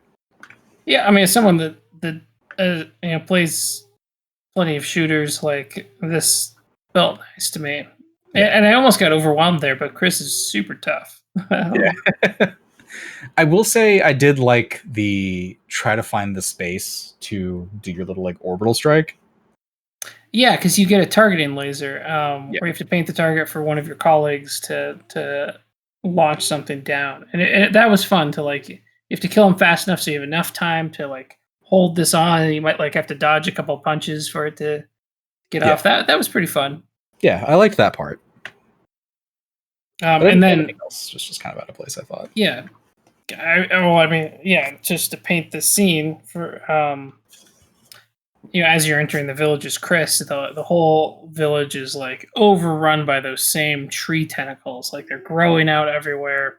It's presumably this fungus thing they're talking about. The metamorphosite. Right. Yeah, same. I assume it's the same thing from 7.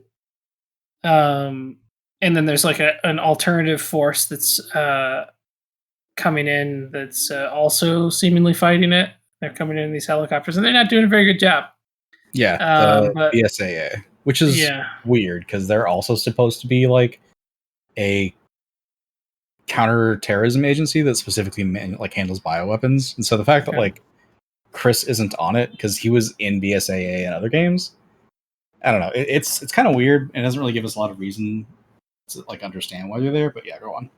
But yeah, but he's not with them, and he's somehow a little annoyed that they're here. Which, given this, what you see in front of you, I'd be like, thank goodness we've got some backup, even if we're not directly working together. Because Yeah, this is an overwhelming scene. This entire village is like alive with these tentacle masses. yeah, And you have to work your way in and blow a hole in it so that you can go down and fight the what turns to be like a giant fungal fetus. yeah. um, for whatever reason. So I think the way I understand it is the Megamycete like granted Miranda the ability to control the things that the Megamycete had infected. Got it. And I don't really know how that's the case, or if it was literally just like, "Hey, can you do this for me?" And then Miranda's like, "Yeah, sure," and that's how she got her power. Like, I don't really know how that power is established. But she's Um, been doing this for over 100 years, from the sounds of it. Like, this was yes, their origination point of this fungus. Like, yes, she found it in a cave when she was grieving for her dead daughter. yep. And then she thought, using the power that I have from this, I can probably bring my daughter back. Right. Yeah. So this is I don't know if 7 was the first time the fungus stuff appeared. Yes, Okay, so this is like all wrapping it up. This is where it came from. yes, Well, this is where it was first seen on Earth or modern history or whatever.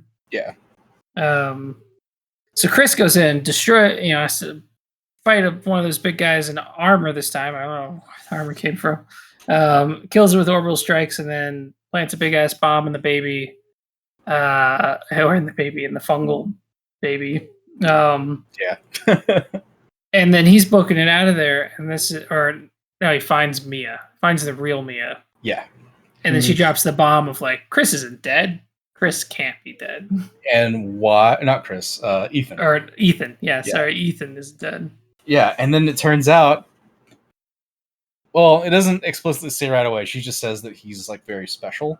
Yeah, and then it cuts to Yeah. back in Ethan's head. Yeah, and this is where you see Evelyn from Resident Evil 7, and she's explaining like, actually, you died 3 years ago. Jack killed you, and now you're just like this body. You're a bunch of fungus on a trench coat. Yeah. And, like, no, even the trench coat is fungus from the looks of it. Oh, true. Yeah, like your fungus is a trench coat. Your fungus is your body. Everything is just one big fungus. Yeah, I can tell. Which is like.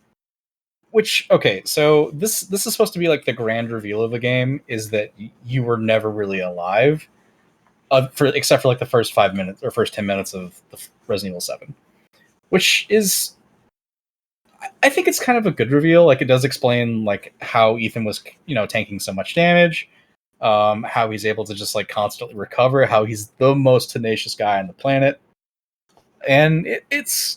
I mean, I guess like from a lore standpoint, it explains all of that, but also it's just kind of cool that Resident Evil actually snuck in like a "no, you're actually dead" plot twist in kind of an original way. Yeah, because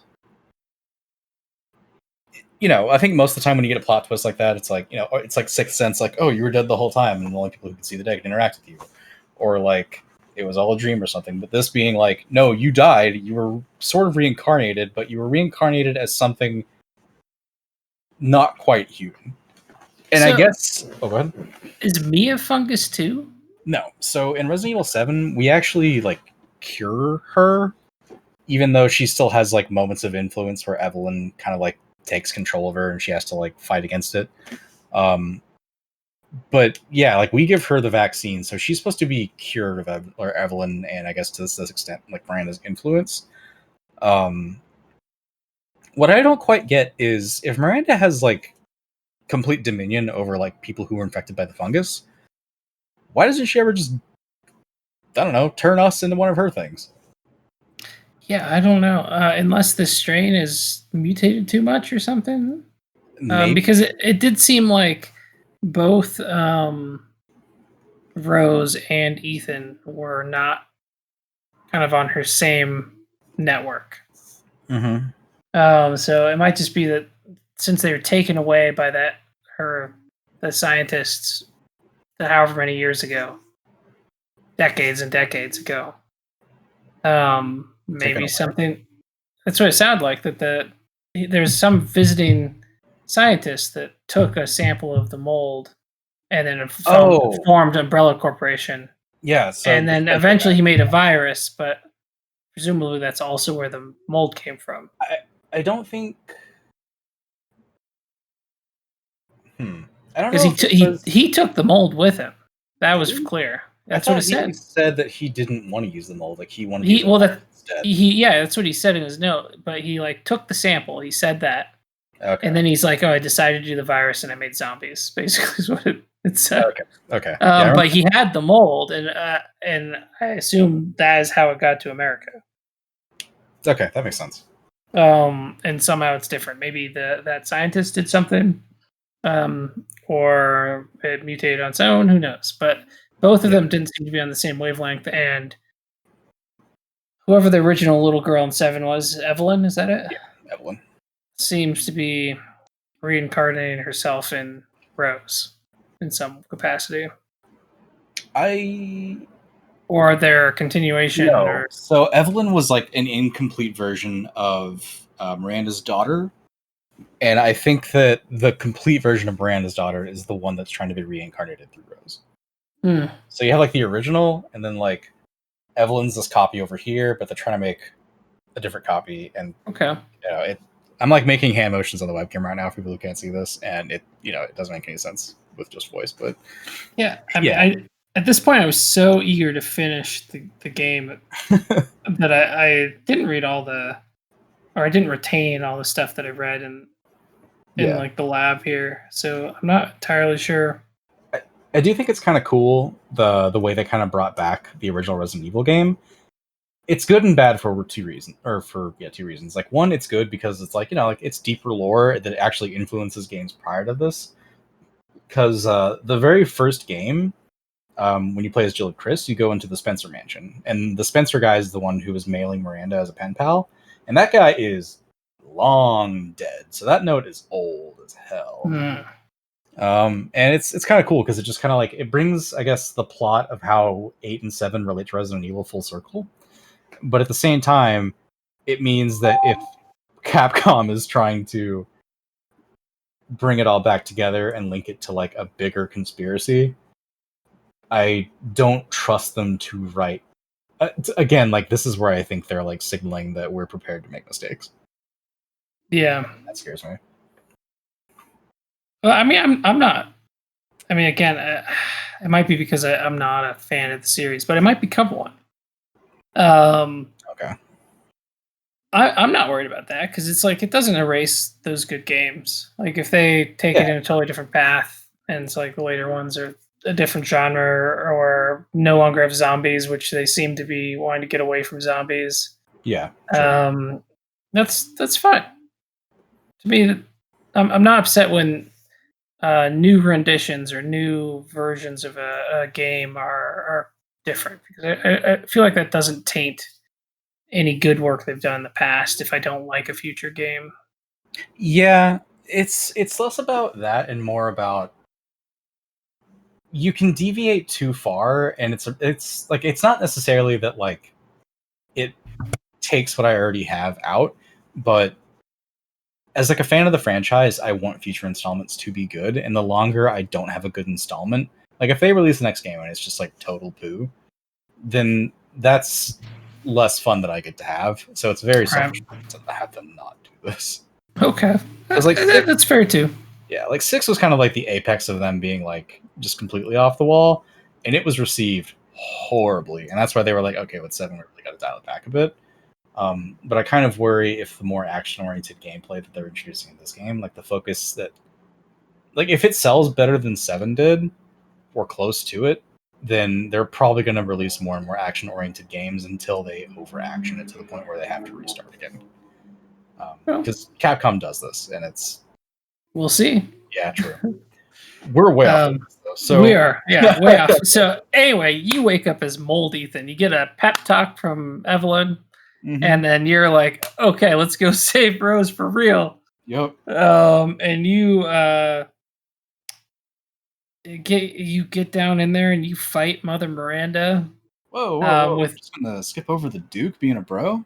Oh yeah, the Duke is the one that like scrapes your body off the ground. Yeah, and takes you to Mother Miranda. That's right. He takes you there before you wake up because the Duke was like, "I know what you want.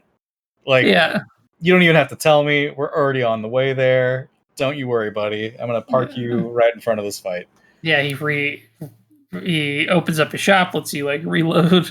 Yep, does and everything then, for you. The Duke is such a bro. And then I was like really into it, like of the save Rose part. So I just just for the first time in the game that I like didn't kill stuff in front of me, and I just like pushed the Lycan out of the way and like just ran in there and was like, screw you guys. Yep. Let's do this. I got a baby to save. And then you find Mother Miranda in like this gooey pit, and she's like pulling your baby out of a box of goo. And when she does, she's like, "Oh, my power!" As like it's being like siphoned into Rose, presumably. Yeah. But I mean, that has to be what was happening. I wish they'd done anything to make that clear if that's the case. It's the only thing that makes sense. Yeah, but like they don't show it, and like they need to show like something. Maybe I feel like there's enough for me that like I 100% was like, oh yeah, my daughter's effing you up, and now I'm gonna back her up. It was kind of what I saw there, so it was enough for me. Yeah. Yeah. Okay. Well. And then she just goes through all these different. She's a regular. What now I understand is a regular Resident Evil boss. She killed me once, and I come back down and fight her again, and figure out just unload all my ammo into her, and she's dropping ammo conveniently for you. She's like, "Oh, here's more because I see you're running low, and you might run out and have to take your knife out. So here's more shotgun shells or sniper rounds." Yeah, whatever. Yeah. So I was like, okay. This fight also felt very easy. It was very easy. It was just a matter of killing her, and then and anyway, you get your daughter back, and then the giant baby like starts going crazy for some reason, and you run into Chris Redfield, right? Yeah, and he's got the detonator. Yeah, like after you kill Miranda, it just seems like you're out of energy. Chris's hand starts to do that like turn into the stone that the other bosses you've killed do. And so it's like, okay, well, it looks like we took each other out. Yeah, you take your baby, you start shambling away, and Chris is like, yo, dude, that big baby plant has a bomb in it. Let's get out. And then Ethan just keeps shambling. And to me, this is dad energy, where he's like in his death animation for himself. And he's like, no, we're going to hold that off, and we're going to get this kid out of here safely. Yep, agreed. And even though he's a dead fungus walking at this point. Yeah. And in spite of that, he's still a good dad. Yes. So yeah, I don't know. I don't want to admit that I like this got me, but like there's just something about like dads like doing badass dad stuff. It just gets me right in the chest. Oh, for sure. Like I cry at that sort of shit all the time. Like I remember like the opening when they revamped Star Trek of all things. And you see James T. Kirk's dad sacrifices himself to like save the planet or something. I was never crying. Anything Star Trek. It was dumb. It was arguably dumb. It is just like it gets me though. It's the same thing. Dads sacrificing themselves. I get it, dude. Yeah, I didn't cry at this part. Every time. I'm very happy to say I didn't cry at this part. But like, I didn't cry, but it tugged at some heartstrings. Yeah, because he's like ignoring everything Chris is saying, and he's like, no, dude, this is it. Take my daughter, please. Like, just take care of her. And Chris is like trying to motivate him, and he's like, no, dude, just take care of my daughter. Like, I'm good. Yeah, and he takes the detonator and goes Yeah, back in. Trades the and, baby for the detonator, and he puts an end, presumably, to the fungus plotline. Almost. Yeah. Yeah. Almost. At least the fungus plot line as the threat relates to the current plot. Yeah. Because like the Miranda's gone, the Megamycite's gone, and it's just Chris and a bomb. Or Ethan and a bomb. Yeah. And then once that goes, it's like, okay, well, Chris flies away. With Mia's in the Fungus helicopter. Rose. Yeah. Well, yeah, with Fungus Rose. And then he explains to like Mia that Ethan stay behind so that we could all live. But it seemed like they probably could have all lived except for Ethan anyway. Like the detonator seemed like it was fine. It wasn't like you gotta be close enough to detonate it. Like it didn't seem like that was really the case. I feel like Chris was just trying to let Ethan die a hero, even though he already was. Yeah, like sure. Didn't necessarily want Mia to know that like he had already basically was dead. Yeah, and it's like he died saving us. And then one interesting thing for me here is the BSAA. Is that it? Or whatever those other guys are. There's a corpse on the plane with them, and it's a zombie, like a military zombie looking guy. Yeah. That was like a plot. That seemed like a setup for the next game. I agree, especially because they say like immediately set sail for their headquarters and wherever. But yeah. And then that's that's maybe the next game, and then we get like an epilogue jumping ahead, where you meet teenage or young adult Rose. Yeah, the YA Rose can do things. We don't no explanation of her powers. Yeah, but she's clearly very powerful, and they're in like the position of using her, but also prepared to kill her at a moment's notice. That was the vibe I got. That's like we're either killing her or we're using her. There's enough. I guess she's enough of a threat where there is a sniper posted around her when they go to meet her. Yeah. So I don't know. Like that's kind of cool, but I wish they'd shown us something. Like if they had shown. See, the thing that I didn't understand, and I think I missed it. Like the car drives down the road, right? Mm-hmm. And then suddenly there's somebody walking by the car. Like I think that's just a pedestrian. I don't know. I think there was something that like I just didn't quite pick up. Well, that guy was walking for a long time. Like he was walking like as they started the drive, and just kept walking. Like I think it was just supposed to be a walking person. I thought about that too at first. I was waiting for them to do something. Just nothing happened. They just kept walking. Yeah. So maybe it's just somebody else visiting another grave. I don't know, but maybe. But yeah, that's kind of the whole game. Like maybe the next game is going to have Mia Winters. Like the story does kind of explicitly say the father's story is over before it cuts to Mia. So the implication that we're going to see more of this particular family, just not from the father's perspective, does seem to be the case. Okay. I'm willing to bet that we're probably going to get not Mia, but Rose's story next, because I don't know. Yeah, I mean, and that could be interesting as a way that they like shift to like an action-oriented game where you have like special powers or something. Like I'd be down to check that out.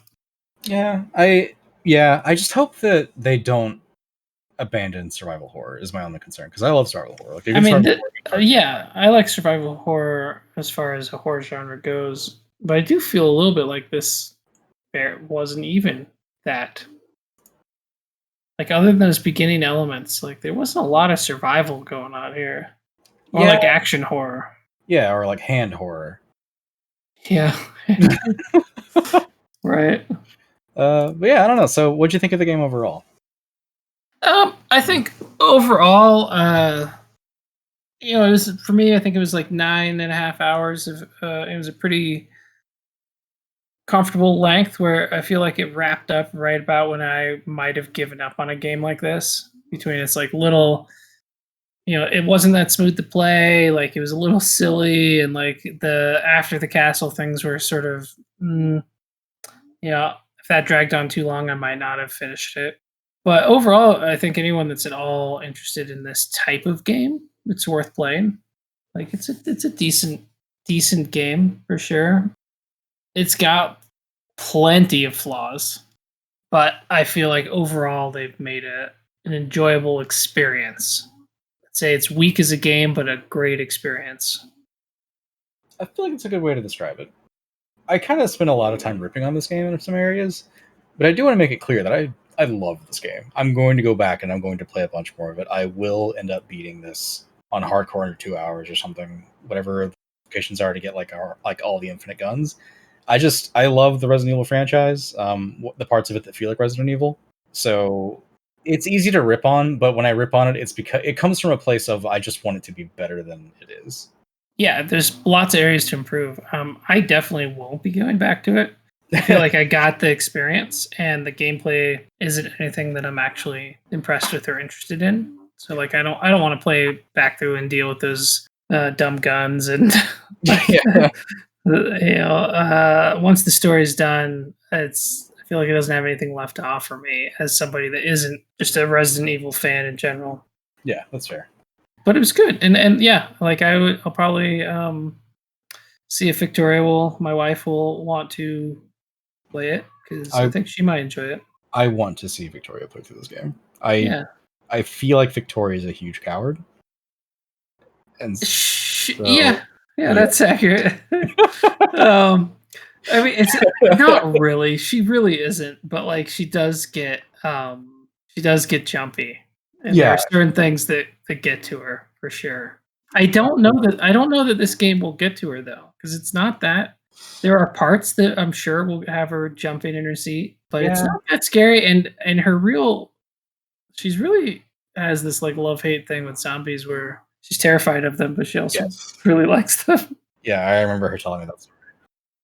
And it doesn't have any zombies. Maybe not scared, I guess, but like, or like explicitly scared, but just scared enough where I can see her having a funny reaction where like a jump scare pops out and she's like, "Ah, fuck you." Yeah, I think she'd be very entertaining to watch for sure. While she played through it. But yeah, I don't know. I don't really have too much else to say about this game. I really enjoyed Resident Evil 8. If I had to put it on a scale, I'd probably say like 7.5. I'd give it, if like a 1 to 10, if like a 5 was just barely playable. Yeah. And like I'd probably give it like a 6. Like where it's worth playing, but just barely. Yeah, okay. I think I kind of agree with that. If I'm being, you'd have to like this type of game. Yeah. If I could take out my love for the Resident Evil franchise and then review it objectively, I'd probably give it something closer to that, but like I can't. Like what the formula they have down of like collecting and then like going back and like doing other stuff, it's too much fun to me. So yeah, that's fine. I like the backtracking part. For me, it was the gameplay was a weak part, and because it was so confined and you've had very few choices in this game. So little was up to you as the player. There's so many games that are either in the survival horror genre or in the action genre that do both of those much better than this game did. That's fair. That's why I'm like, but it's got that Resident Evil name on it, even though to me it didn't feel anything like the last Resident Evil game I played. Which is a good thing for it because I didn't really like those first ones. Yeah. I just, as an off note, and I may be wrong about this, but I actually think you would enjoy the very first Resident Evil game. I might. I might struggle now because it's probably going to be really dated. It holds up surprisingly well. I played it within the last couple of years. Well, maybe we can do a podcast on that one someday. I hope so. I'm going to turn this into a Resident Evil podcast. No. I'll just be a guest seat then. Yeah, okay. All right. So is this where we end it? Yeah, I think so. Maybe I can convince Victoria to subscribe. We should force all of our friends to feel guilty about not doing it. Yeah, okay. And that will be our entire audience.